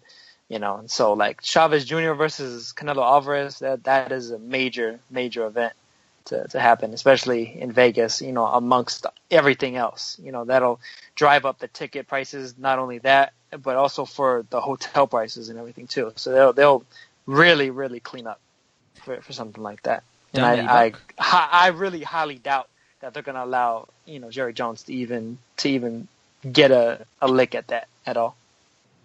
Dan, are you back? Yeah, my bad. I agree with Nauta there, and I hope the fight is in Vegas. To tell you the truth, the more that they think about it, there's really not much. The fight would be taking place in Arlington, Texas, which isn't actually Dallas. It's like 20-30 minutes away from Dallas, and I don't know, man. As a visitor from the UK to come to Dallas, I really don't know what you would do in Dallas. There's not much to do kind of in that area. And I'm not trying to shit on Dallas, Texas or anything, but I just don't think there's much to do there compared to, Vegas and all that Vegas offers. So it'll be a good time, man. I think people shit on Vegas a lot, and kind of rightfully so. I feel like there's been an oversaturation of fights in the Vegas market, especially now that we're talking about Frampton, Santa Cruz. But when it comes to like a mega fight on a fucking mega week, which is Cinco de Mayo, May is like prime Vegas period, and to have a fight of that kind of stature, it's gonna be fucking insanity. It's just gonna be a carnival, and it's gonna be a lot of fun. So those are the type of fights that Vegas is positioned for. Sense. So I really do want that fight to take place in Vegas because it's going to sell out the T-Mobile Arena. It's going to be definitely a very large occasion. Yep. All right, let's segue into Vegas and preview Frampton versus Leo SantaCruz, the rematch. Dan, do you see the rematch playing out similar to the first? Just give us your overall breakdown of how you think it's going to play out. Yeah, I do. I think Carl is going to be maybe a little bit smarter, but I think overall the fight's going to kind of go the same way. I think Carl's going to win a very close decision where maybe he lands, a couple more power punches than he did in the first fight, but I really don't see how either fighter really changes their game plan all that much. I think the only way that either fighter can make that much kind of more of a marked kind of impression in this fight compared to the previous one is if they up their cardio and conditioning substantially. But in terms of like the actual skill sets, I'm not quite sure what each can do that much to separate themselves from the other. Naota, do you agree with that? Or? I see it going a lot the same way, but I do think that there are some significant things that Santa Cruz can do in order to improve upon the first fight, particularly the fact that I thought that he was bending down a little bit too much. He was like bending down to Frampton's height, not really using his own height and reach advantage to his advantage, and giving that away almost at the mid range. Whereas he was also able to kind of outfight Frampton on the inside in spite of being the taller fighter. I think he lingered a little bit too long at the mid range and hunched over. So he was in like direct line of sight for Frampton to land his power shots, and that's incidentally kind of how he got stumbled early on in that fight. But that's really dependent on if he's able to see that in the tapes, review that, and then change that up. But overall, I think the fight is going to be fairly similar to the first fight. I thought Santa Cruz won the first fight. Will it be exactly the same, but this time he'll actually get the decision? Possibly not. I'm not exactly sure. I do think that the crowd might have swayed the judges to a certain degree in the first fight. So I think in Vegas that might be a bit of a difference maker. But overall, I expect a fun fight. I'm not quite as excited for this fight as I am for the co-feature, though. Like the co-feature to me is the one that I'm really amped for. Leon? That's the last thing that we should all want is a freaking close Santa Cruz victory. Because who the hell wants to see a trilogy? 'Cause I don't. I don't even know why we're having the rematch this early. I understand that the first fight was very close, but I wanted each fighter to kind of go in their own ways because 126, in my opinion, is such a stacked division. I don't know why we're having this immediate rematch. Yeah, it's a shame when there's immediate rematches when the division is as deep as it is. You know what I mean? Like I would have been fine with seeing Santa Cruz versus Gary Russell and then Frampton versus Morris or something. That would have been fantastic. I think like put them on the same card and then winner fight winner, something like that. You know? Yep. Leon? Yeah, well, I had the first fight a draw, and I picked Santa Cruz to win, but I don't know if he can have improved enough or have enough in his arsenal to beat Carl again this time. Because I think the one thing is when he did get him on the ropes, he did some good work, but he's not great at cutting off the ring, is he? So, I mean, and do we think he would have improved that much in the last, how long has it been? 7 months or something? I'm not sure. I think. Well, I mean, it's a difference between not ever having been in the ring with somebody and then being able to review what you already did in there. That's true. So if he's done that work, or I thought it was close the first time, I think it will just be equally as close. But I hear a lot of people saying that they think Frampton wins better this time, and you could see it because he's highly, highly skilled, but he does sometimes give rounds away, especially mid to late, and he even did it against Quigg, and we all know what Quigg is. So, and he did it against Santa Cruz in the first fight. So there are slight flaws there. But yeah, I'd pick Frampton if you put a gun to my head. Yeah, I would pick Frampton again in the closest fight.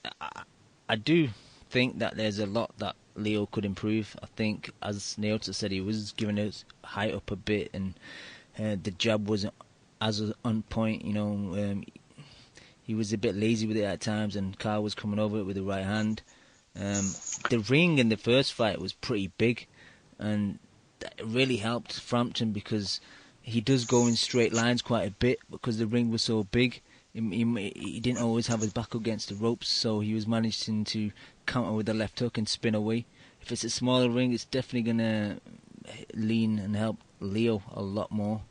In the first fight, Leo was having success when he was doing the 1-2-1 because Frampton sometimes pulled back straight with his hands low and he was getting caught. And like you said, Neil, early on, when he was against the ropes, Leo did have a bit more success, and sometimes Carl does switch off. But I watched the first fight today, and I was reminded how good it was. So if we could have anything close to that on Saturday, I'll be totally happy. I do favour Carl because I think his counter punching, I think he was hitting harder than Leo as well. I don't think many of Leo's punches really affected Carl.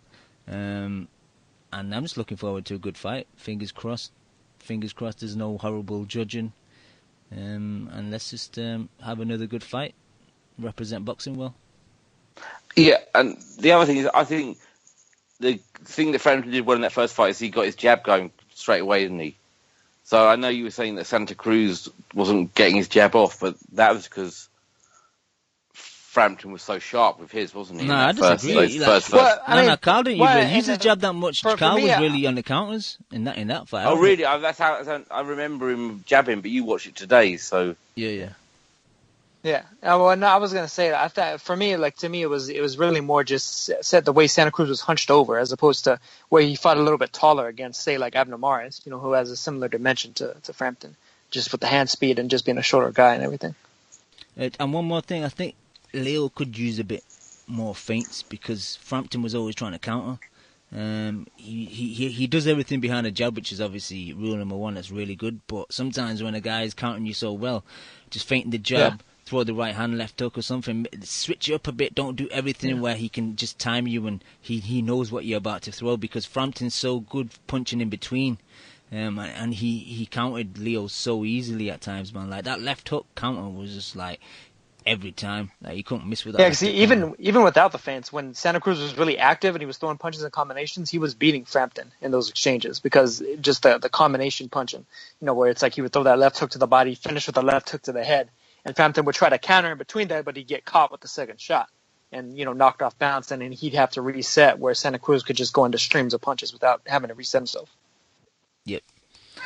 But he's always resetting himself because he's always shaking the fucking maracas, isn't he? He's one of the least fluid. He's one of the least fluid guys I know. When he's stepping around, yeah. But I'm talking about when his hands are already moving. That's when everything kind of goes into full motion. When his hands are moving, his entire body's moving. But when his hands aren't moving and he's just kind of walking forward, yeah, he does that weird shit with his hand. But, I mean, he guards really well, too. So, I mean, you can't say that he doesn't have solid defense while he's doing it. Frampton's so good at getting the rhythm of a fight. Any kind of those tells, he counters so well, doesn't he? Like Cam said. He picks up a rhythm of a fight very well, I think. Yeah. Well, the thing with Santa Cruz, though, is he does that all the time. So, I'm not exactly sure if that's really that much of a tell, considering but I thought he was like constant. I thought he was a bit one-paced in that first fight. He started picking up towards the latter stage, but he gave that first half away. Don't you think he just was? He didn't get into his rhythm. I think he won the rounds more convincingly in the later stages than he did in the early stages. Santa Cruz did. Yeah, I think Frampton gave it away. I don't gave it away, but I think he let Santa Cruz. I think it was just the difference in stamina. It seemed like Frampton was at a higher gear earlier on, but he couldn't keep up that pace, and Santa Cruz could, and so then that's when he started to slow down in the later rounds. It'd be interesting to see how Frampton got used to the weight, 'cause that was his first fight up there, wasn't it? So it'd be interesting to see if that helps him with his he's punching hard. Stamina as well, because getting used, being at that weight a bit longer, that might have helped him as well. Going to be close. So is it? I know what Dan means about the rematch, but better than them just. You couldn't trust them to wander off and fight a good fight, could you? So they didn't do a Lee Selby at least. Yeah, exactly. So disappear off the face of the earth. if you're going to disappear, I'd rather they rematched than just disappeared off. Yeah, that's true. All right, Naota, you were mentioning the co-main, which I'm very excited about as well. Zlatan versus Mikey Garcia. What's your thoughts on that? Yeah, man, it's a fantastic fight. Zlatan is a beast, man. That guy is an animal. He's got that Mike Tyson-esque, style to him. As soon as the bell rings, he's coming right at you. He's coming to just destroy you. Just to punish you, to do pain to you. He's trying to punch through the back of your skull. He's trying to punch through the target.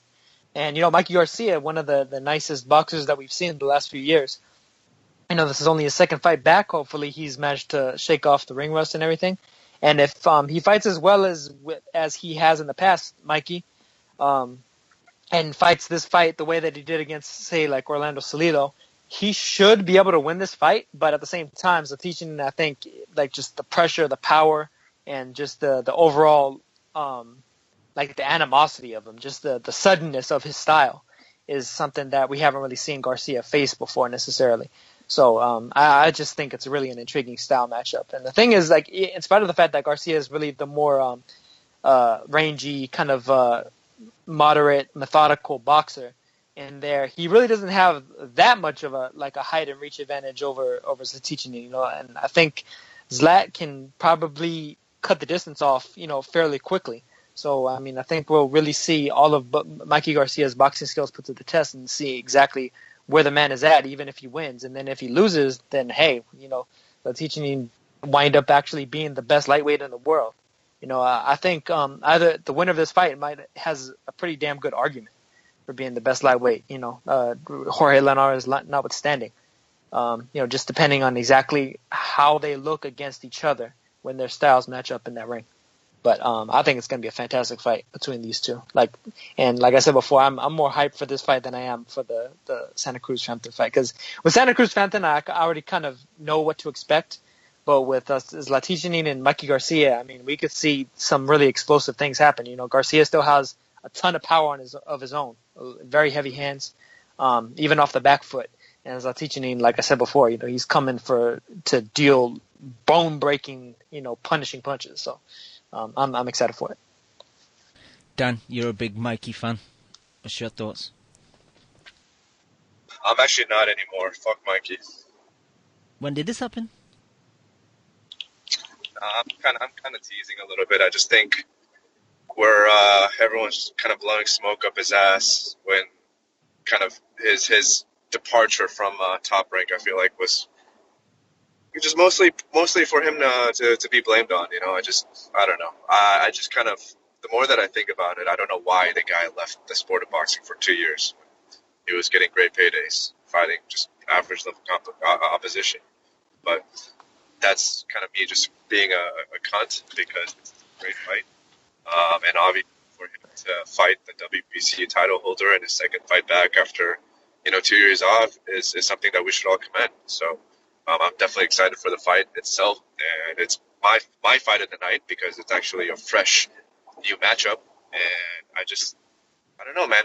For a long time, I was thinking Mikey was going to win this fight fairly easily. But the more that I think about it, it's really hard, I think, for anyone to come back after a 2-year layoff and just immediately fight a very, very alive fighter who has a lot of power and who is, in my opinion, like a more skilled version of Orlando Salido. I'm not saying that he's a better fighter than Salido, but I do think he sets up his punches better than Salido does. And I think Salido was giving Mikey some trouble later on in that fight. And I could see Mikey just for the simple fact that he's been out for so long, like the pace of the fight, the environment of the fight, I feel like anything can really happen in the early rounds of that fight. So I do think it's going to be more close and more competitive than a lot of people think. And I think the reason why I'm kind of annoyed with Mikey is that a lot of dumbass people are just heralding him as some kind of, pound for pound level fighter when the guy's been obviously inactive for so goddamn long. And even when he was active, I feel like people were hyping him up way too much. So that's the Andre Ward effect. I just think that's part of my annoyance with. It's more of his fans rather than Mikey himself that I'm annoyed by. But I'm hoping that this fight is going to be competitive. And to tell you the truth, I'm rooting for Zlaticanin. So that's that. Leon. Yes. Your thoughts? Sorry. It's been such a long while. Mikey's career seems so distant now. What's his chin like? What do we know? Has it been fully tested? Not necessarily. I mean, he hasn't been hit all that cleanly, at least not all that often. He was dropped, I think, twice. Dropped, but flash knockdown against Roman Martinez, and there was another flash knockdown that he suffered against somebody else. I can't remember exactly who it was, but I mean, it's never like he's done a funny dance or anything like that. Where I think Zlaticanin is probably the biggest puncher that he's faced as well. That I was going to say throws a question mark into it as well. SantaCruz doesn't do flash knockdowns, does he? Really? No, he does he does. He does Kasha Zab Judah shit is what he does. Yeah, it has to go down it has to be a 50-50 fight just because Mikey looked real good coming back on the first fight, but like Dan says, you're stepping in there with a guy who gives anyone a hard fight in that division on your second fight back. It's to be commended, but I think the time off makes it a 50-50 because he's like Nell said, he's going to be there, isn't he, all night? He's not going to pull a Canelo and quit after 6 rounds against Floyd and then just wander around, is he? Well, and it's really a case of Garcia can't afford to go in there like cold or not ready to fight right then and there. This is a physical fighter that he's going in there. This isn't a guy that he's just going to be able to outbox. He can take a couple of rounds to get his bearings together and then, okay, I figured him out. Now I'm going to outbox him. Now, this is like you better be ready to fight from the opening bell. Otherwise, you might get your bell rung. Yeah, I think I see SantaCruz landing clean and in his fight at some point, possibly early on. And if he gets through that, then he that's highly impressive. But odds on I think he drops Garcia at some point. Whether or not that's to finish the fight or not, I don't know. But he's going to land. And it all stems from there. I'm just kind of annoyed by Mikey too. Is that a lot of people think Mikey is some kind of incredible boxer, like he's some kind of Mexican version of Floyd, and I don't see that at all. I think Mikey is very good at what he does, which is fighting at mid range and throwing a beautiful straight right hand. Honestly, he might have the best straight right hand in boxing. If you watch the way that he really explodes off of that right foot, it's perfect, picture perfect every single time. His toes are always he's always throwing it with the balls of his feet, kind of in the right position, and there's just so much leverage and torque behind it. But at the same time, to throw that punch, you really have to have the perfect amount of range. And Zatichin, I don't think is a fighter that's really going to allow you to do that all that much. And I don't think Mikey's crafty enough to be one of those guys who just outboxes somebody for 12 rounds. I feel like you're going to be there as long as you have the willingness and the pressure to put that on him. I always think him as a kind of like a stalker, he's looking for the perfect shot, but he's coming forward, isn't he? I always feel him like he's got a bit of pressure fighter to him, a little bit.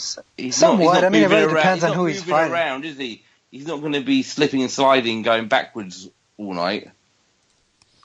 Not without throwing punches, anyway. Yeah, that's what Mikey does do pretty well. He is a pretty decent counter puncher, but you're right, Leon. He's not one of those guys who takes drastic steps back or utilizes the entire ring of the entire ring for his advantage. Yeah, you're not going to see him move across the ring without throwing a punch. Takes a jump step back, and he does that a lot. If you watch his mitt work and the way that he trains, he does that a ton. He takes a half step back, and he'll explode with that right hand, or he throws a lot of body shots off of different pivots, which he does also very well. But again, he's not. I don't think he's athletic enough to be one of those guys that just outclasses somebody entirely for a fight. And I think that Callan likes he's all right if you're taking a half step back, because he likes to close the distance and he gets there quickly, and he'll throw quite long shots sometimes, won't he?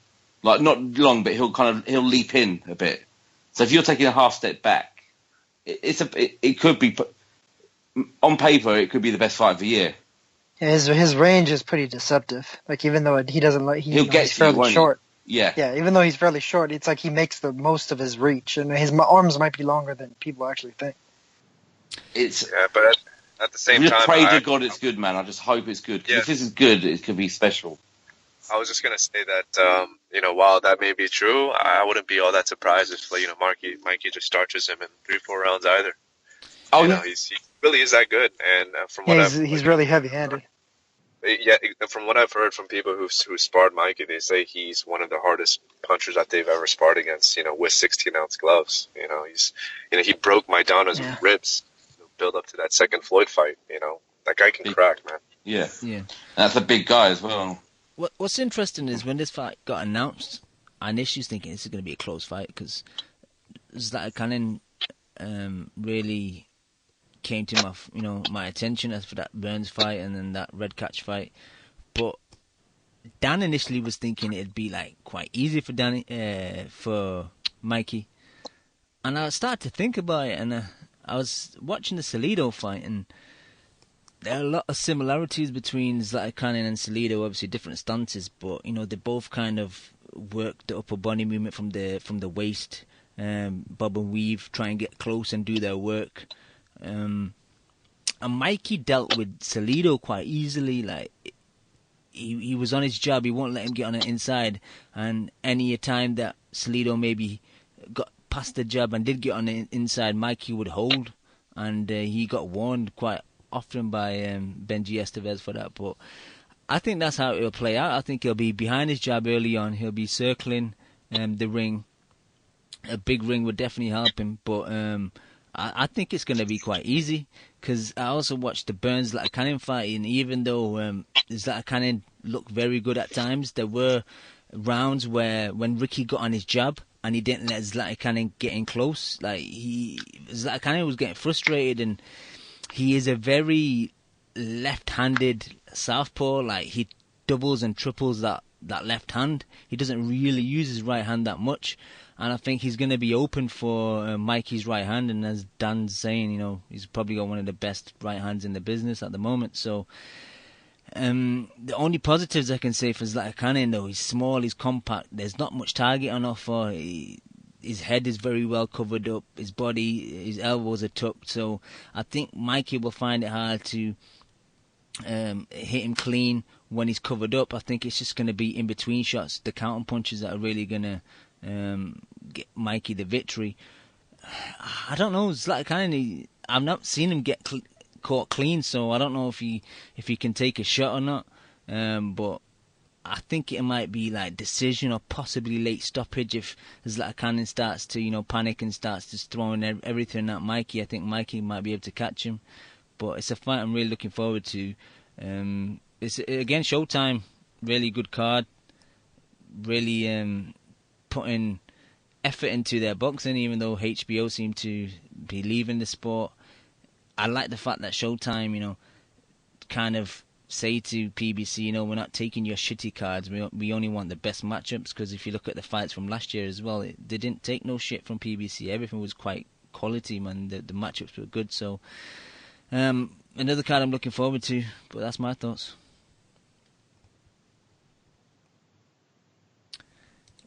Selby's on the undercard. I don't know if you guys want to talk about. He's fighting a former Mikey opponent, but I don't really know much about Barros, unless you guys want to give your thoughts.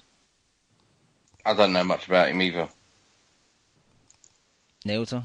I mean, Garcia dealt with him pretty handily, and he lost to a couple other fighters there. I remember he lost to Celestino Caballero, the dude that got caught with the cocaine in his car and in Panama.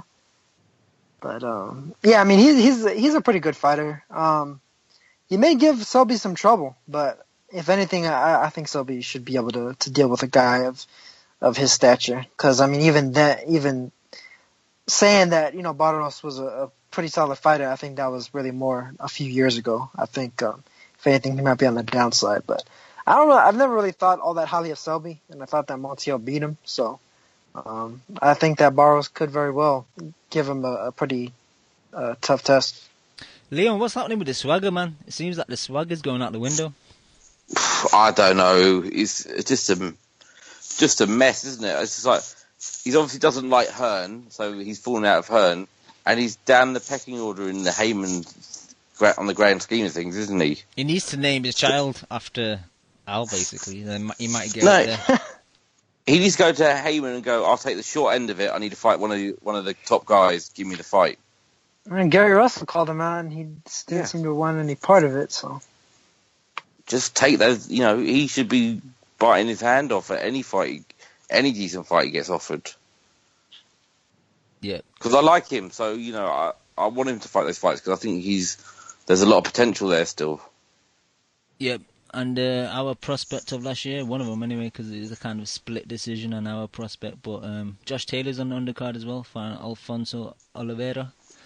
Is it a short rounder? What is it, 8-rounder or something? It's a 10-rounder, but his opponent is 8-2-1, so with only 3 knockouts. We should get that on Sky, I would imagine. You'd think they would show that even if it's a tape delay. Yeah, they probably, play it straight away as a replay or something. Yeah. Like they did with the Kaitrov fight. Exactly. I just hope he, keeps busy and comes back and fights someone good over here next. Fingers crossed, man. Our boy. I hope he fights another British guy, Yep. Because people at that weight. All right, let's move on. Same night, HBO got a card in Indigo, California. Boxing again, just fucking itself up. But Francisco El Bandito Vargas fighting Miguel Berchelt. How do you pronounce it, Naoto? Is it Berchelt or Berchelt? What? Berchelt. Berchelt. What's your thoughts, Naoto? I mean, this. I was actually surprised they even signed this fight because I think this fight is extremely dangerous for Vargas. A lot of people, they don't know about Miguel Berchelt, so they probably think, they just got some random no-name guy from Mexico for Vargas to knock over, but that's not the case at all, man. But is a destroyer. This guy hits really, really hard. He's 30-1 with 27 knockouts, and that is a very accurate I think, barometer of his power. You guys remember Chanlatar and Perry Pino went 12 rounds with Vasyl Lomachenko, and Berchelt sent the man out on a stretcher. He beat the living crap out of him. He also stopped George Jupp. I know you mentioned George Jupp earlier. He stopped him in 6 rounds as well. The one loss was a first round knockout. Just got caught cold by a dude a few years back. But overall, I mean, Berchelt, he moves around the ring really well. He's got pretty good feet. Doesn't have necessarily the greatest torso movement. And the way he throws his punches seem kind of odd. It almost looks like he's slapping with his shots. But when he lands, like, you see his opponents, like, their entire posture completely changes. And it's like he's just one of those guys that just has that power that you're just born with. And, like, yeah, when he touches somebody, like, all of a sudden their entire the way their body moves is completely different. Like, yeah, I think in the Perry Pino fight especially, it's like Perry Pino was coming at him, with that kind of typical, almost stereotypical, like, tough guy fighter from Thailand stance, was going right at him, and then Berchelt hit him with the first clean shot, and it's like all of a sudden, it's like he didn't know what the hell to do, because he had never fought somebody that really hurt him like that. And, it's this guy is extremely dangerous. I do think that Vargas is a little bit of a better boxer. He throws, like, those straight shots up the middle really well, and he can outbox Berchelt, I think, by doing that. But Berchelt has, pretty good movement of his own, and I think he can also maneuver around that. But the thing that Vargas can't do is if he was to catch Berchelt on the end of those punches the way that he did against Salido and managed to clip him and, momentarily stun him, if he gives away any bit of that reach and Berchelt is able to land cleanly on him, it's probably going to be a good night for Vargas. Because all Berchelt needs is one shot. And he hits much harder than Salido. He's probably the hardest puncher, just pure puncher in that weight class. And, Vargas, I thought, really kind of gave a lot of the fight away against Salido by, after hurting Salido, trying to go out and finish him on the inside. He kind of did the same back when he fought Juanma Lopez even. It's like he was just so anxious to try and get the guy out of there that he actually gave away the best part of his whole game, which is catching the guy right at the end of his punches, right at the mid-range, as opposed to on the inside. And if he goes inside and tries to bang it out with Berchelt, I think he's getting banged out. So I actually slightly favor Berchelt in this fight, just because I don't think that Vargas has the proper temperament in order to box him for the full 12. Yeah, when this fight got announced, I thought, Berchelt, I've never heard of this guy, let me box wreck him. Then I noticed, he fought George Jupp, which was covered by Box Nation, because he beat Mitchell Smith and got that chance to fight him. But he is impressive, kind of classic boxer puncher against the I'm going to fuck his name, but the Petipino guy. He was kind of on the back foot and he's countering so well. But against Jupp, he was good on the front foot. He's just kind of like very solid boxer. My concern is that when you look at his box rep, though, Neil, I know I don't know a lot. He's only fought once outside of Mexico, and this fight against Vargas is his second in the States. But his resume, man, I don't know how strong it is, man. Has he just been knocking over nobodies? Because if you look, how many fights has he fought now? Is this his 32nd fight? 32nd, yeah. So I don't know if he's gonna kind of crack under the pressure of the big lights, but he is very impressive from what I've seen. Yeah, I don't necessarily think that he'll crack under the pressure. I mean, the guys that he's primarily fought have been like former title contenders. Antonio Escalante, who had fought the likes of Daniel Ponce de Leon a few years back, and Rocky Juarez. And I know a couple of his other opponents have fought like against world-class level opposition as well before they, lost, and then Berchelt kind of caught them on their way down as he was on his way up. You know how a lot of these fights kind of go. So honestly, I think if anything, he might be striking while the iron is hot and catching Vargas at potentially the right time. Vargas has had a lot of tough fights, especially recently. You don't see too many world champion fighters fight tough fight after tough fight the way that he has the last couple of years. And going from Hero to Salido to a guy that's probably a bigger puncher than both of those guys. All of a sudden, it's very dangerous for Vargas. And if Vargas manages to win this fight, I mean that's a huge victory, I think, for him. And then if Berchelt wins it, of course that puts him over the top in a way that he probably wasn't going to get to any other way, really. I mean, he was scheduled to fight Ron Martinez. The fight was signed, sealed, and delivered, and then Martinez pulled out 2 weeks before the fight, and then signed to fight Vasyl Lomachenko the same week, in spite of the fact that he was supposedly injured. So Berchelt got screwed last year, and it's looking like he's not trying to let anything go by the wayside again. So I think this is a great fight. Does the fact that he's not been past 6 rounds concern you? Because if it goes deep, then I'm going to favour Vargas, to be honest. Yeah, no. I mean, I think that's a general concern, but at the same time, I don't know if you really saw it much watching the fights that you saw of his. I think he fights fairly at a fairly decent pace, like in terms of not really trying to overexert himself in order to get a guy out of there or finish a guy. I think it really just comes naturally. Just the fact that he just hits so damn hard, doesn't have to like overexert himself. Where it looks like he's slapping with a punch, but it's like he's slapping the guy so hard that he knocks him out. You know, and if anything, I think Vargas has shown some issues where sometimes he'll kind of get winded and need to catch a second wind in some of those mid rounds, especially. I think it happened against both Salido and against Miura. So honestly, I don't necessarily think that Berchelt is on terrible ground. Really, it's just a matter of him being inexperienced in the later rounds. So if it does go in the later rounds, then that could be a concern, just generally speaking. But considering the way that he paces himself, I think I'd be fairly confident that he can handle those late rounds fairly well. Leon? They call that the Mama Lim special. I've gotten knocked out on numerous occasions by my mother with a simple slap. Leon, any thoughts? Well, it's difficult. I've only seen that Jupp fight, and the Jupp fight. He fought a guy called Jupp. I'm sorry, I thought you said something else. My bad. And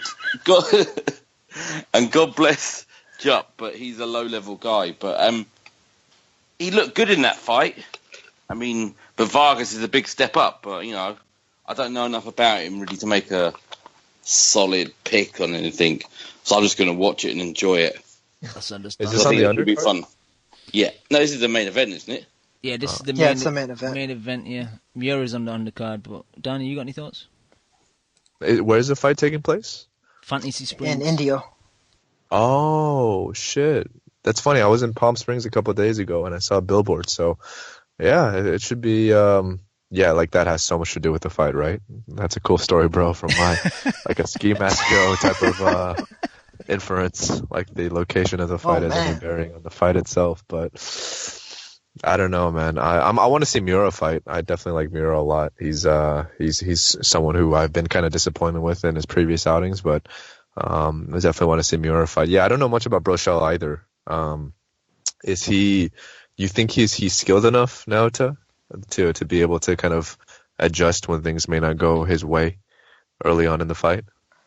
I mean, I think he is. I think his footwork is better than Vargas's. He moves around the ring really well, and he throws punches from a variety of angles. That, like I said, it's like I think he almost lulls people into a false sense of security because it doesn't really look like he's putting a lot on his punch, but when they land, like all of a sudden, it's like you're wondering what the hell hit you, like how the hell he was able to generate so much power. So I think just that element of surprise is a big deal for him. I see. Okay. And this is a Golden Boy card? Yeah. Yep. Going up against Showtime, so that's not clever. Cool. Okay. All right. Just quickly on the undercard, return of Toriano Johnson. He's back after, I think it's about 15 months layoff, which wasn't good. Didn't fight all of 2016.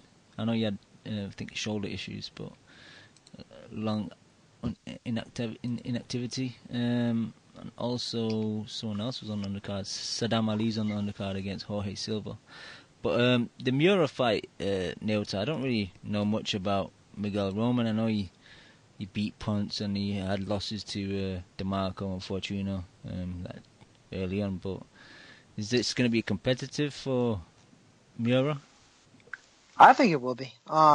Miguel Roman is almost like a Orlando Salido light, where he has a jacked up record because he had, some of these managers and promoters down in Mexico, they just pretty much say like, "Oh, you want to fight? Well, okay, you go ahead and fight like this top prospect we're gonna throw you up against." And they run a lot of these guys through the ringer. And Miguel Roman is one of those guys that basically kind of learned the hard way. And he took up a couple of losses from Jorge Solis, former champion, Miguel Beltran Jr., Ray Beltran's brother. Javier Fortuna, former champion. Antonio DeMarco, former champion. He's fought a lot of solid level fighters, and he was the one that did retire Daniel Ponce de Leon, as you mentioned. And the last few years, though, since pretty much the DeMarco fight, he's managed to rack up a lot of really good wins. And he's one of these guys that learned really on the job in just hard, tough fights. So I'd give him a live underdog chance against Miura. I do favor Miura because I just think that just his overall explosiveness, his power, and just everything that he brings to the table is something truly special. And I think for Roman to beat him, he really has to have made like significant improvements from where he used to be. Although, he did, like I said, though, he did look really good back when he fought Ponce de Leon a couple of years back. That was a solid win for him, enough to send Ponce into retirement. So I think him versus Miura is going to be a fantastic fight for however long it lasts. I think, if anything, Miura's power, and Roman can hit pretty hard himself. I don't see that fight going the distance. I really don't see either fight going the distance, but especially with the how much Miura loads up, I think that Miura likely wins this fight by knockout, but I wouldn't put it past Roman to potentially do the same back to Miura. Just, he has that bit of, like I said, Salido or Glenn Johnson ness to him, where it's like he's coming forward, he's throwing heavy-handed shots, and he's pretty crafty. He's managed to learn from some of those tough losses early on in his career, and so he knows some of the tricks of the trade. He learned it the hard way. Thank you, Neota. All right, that's about it for me, unless you guys want to add anything else. No, I'm good. Well, I might as well mention on Wednesday in Thailand, Wenheng Manayoten, 44-0. He's going after the TBE record. He's got a fight on Wednesday against Melvin Jerusalem, Philippines, defending his WBC minimum weight title. If you look him up on BoxRec, it'll come up with Kayapan Munsri. That's his birth name, but most people know him as Wenheng Manayoten because that's his boxing alias, basically. But his opponent Jerusalem is 11-0 with 7 knockouts. Tough puncher from the Philippines, but I expect Manayoten to win. I think he's pretty much the class of the 105-pound division, along with Jose Argumedo, who's a Golden Boy fighter, so we may see the littlest guys in action at some point in the near future. Hopefully, that'd be fun. But I think Manayoten continues his winning ways, and considering how active he is, he tends to fight about 4 times per year. He may be able to tie up with Roman Gonzalez and Floyd Mayweather before the year is even finished. So I wouldn't be necessarily surprised to see that, but he'll be in action, and Also, I'll send the videos to you guys as I always do. Leon, we're getting a lot of mic noise off you. Oh, sorry. No problem, man. So, you want to finish what you're saying, Leon? No, I was basically saying that, I feel like, but I wouldn't be surprised to see if he was to get to 48, 49-0 before the year's even finished, or at least in the beginning of 2018.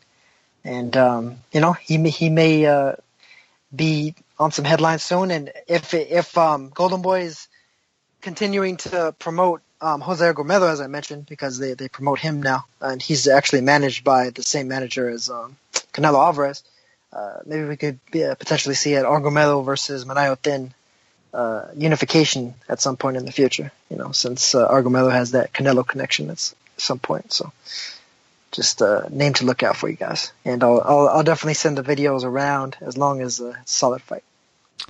Thank you, Neota. Leon, did you lock that poor cat in a cupboard? Yeah, and I dropped my phone and all kinds of things went wrong. Sorry about that. I've got nothing else to add. No worries. Dan, you gonna add anything else, or should we call it a night?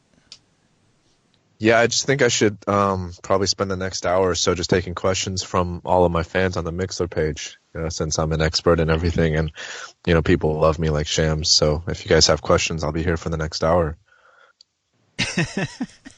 No, I'm totally kidding. No, I'm just excited for this weekend of fights. Are you going to Vegas? Credit to. I don't know. I might. I think I'll do a really short one, a short bender. Just go there on a Saturday. Go to the fight, hang out for a little bit, and then come back home. But it's cold, man. It's cold right now in Vegas. It's like in the 40s. And again, like I mentioned earlier, there's just not much buzz around Vegas, I think, for this card, which is unfortunate. I mean, I might go just because it's the adult convention in Vegas this weekend, so I might be able to meet a couple of famous adult performers. But regarding the fights itself, I don't know. I might need a little bit of encouragement to make the trek. If you go, will you link up with Brian King? Oh, I think. Yeah, if I do go, I'll definitely try to meet up with Brian King. But again, I'm not 100% sure if I am going. But if I do, I promise that I will take a picture with him in his TBE hat and that goatee that he rocks. He's got wandering hands, Dan. So be careful. He's got wandering hands. Hey, I'm yeah, okay. I thought I don't know how I would take to that, I think Brian is definitely a very funny guy, but I hope he doesn't make any kind of, offhanded like comments or things like that, because I might bring a female friend of mine this Saturday, so I am a little bit I wouldn't let her anywhere near him. Yeah. I don't know. You guys think I should try to avoid it then, or just tell her that I'm going to the bathroom? Brian's the right laugh. It'll be fucking mental. Do it. There's loads of them out there. There's going to be a lot of Frampton fans out there, Yeah, I'm totally kidding. I'm not one of those douchebags who changes his personality entirely just because he has a girl with him. So I'll definitely meet up with Brian, and I'll take a selfie and I'll send it to Cam so that he can post it up on Twitter. Nice. Hope you guys have a good Cool, time, man. if you go. Thanks. Thank you guys for being on the show today. Thanks all the people in the chat and all the people that download the show week in, week out. We'll be back next week. Peace. You just listened to the Boxing Coalition. Dude, man, I love boxing. I fucking love boxing. A big shout out to the Boxing Coalition. You're a newbie. No, I ain't new, man. If my fucking next door neighbour became the #1 flyweight in the world, you know what I'd do? I'd fucking walk past the cunt. Derek, how you doing, bro?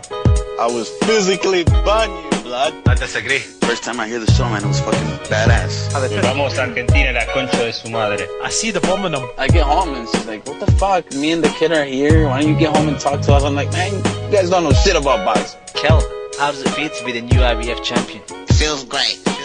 Did we really dive into the black hole right off the jump? I think he's hiding glass. Just to play devil's advocate. You want one portion of crow or two portions of crow? Give me 2 portions with a supersized fries and a large drink, please. I can't stand him, what? I'm Scottish. Cringe side? But you won't rush Anthony fucking fat ass Joshua, would you? He's not fat. How about you tell us what you weighed for your final thoughts? My weight? Thank you for listening to the Boxing Coalition. We are live every Monday, 10 p.m. to 1 a.m. UK time, 5 p.m. to 8 p.m. Eastern.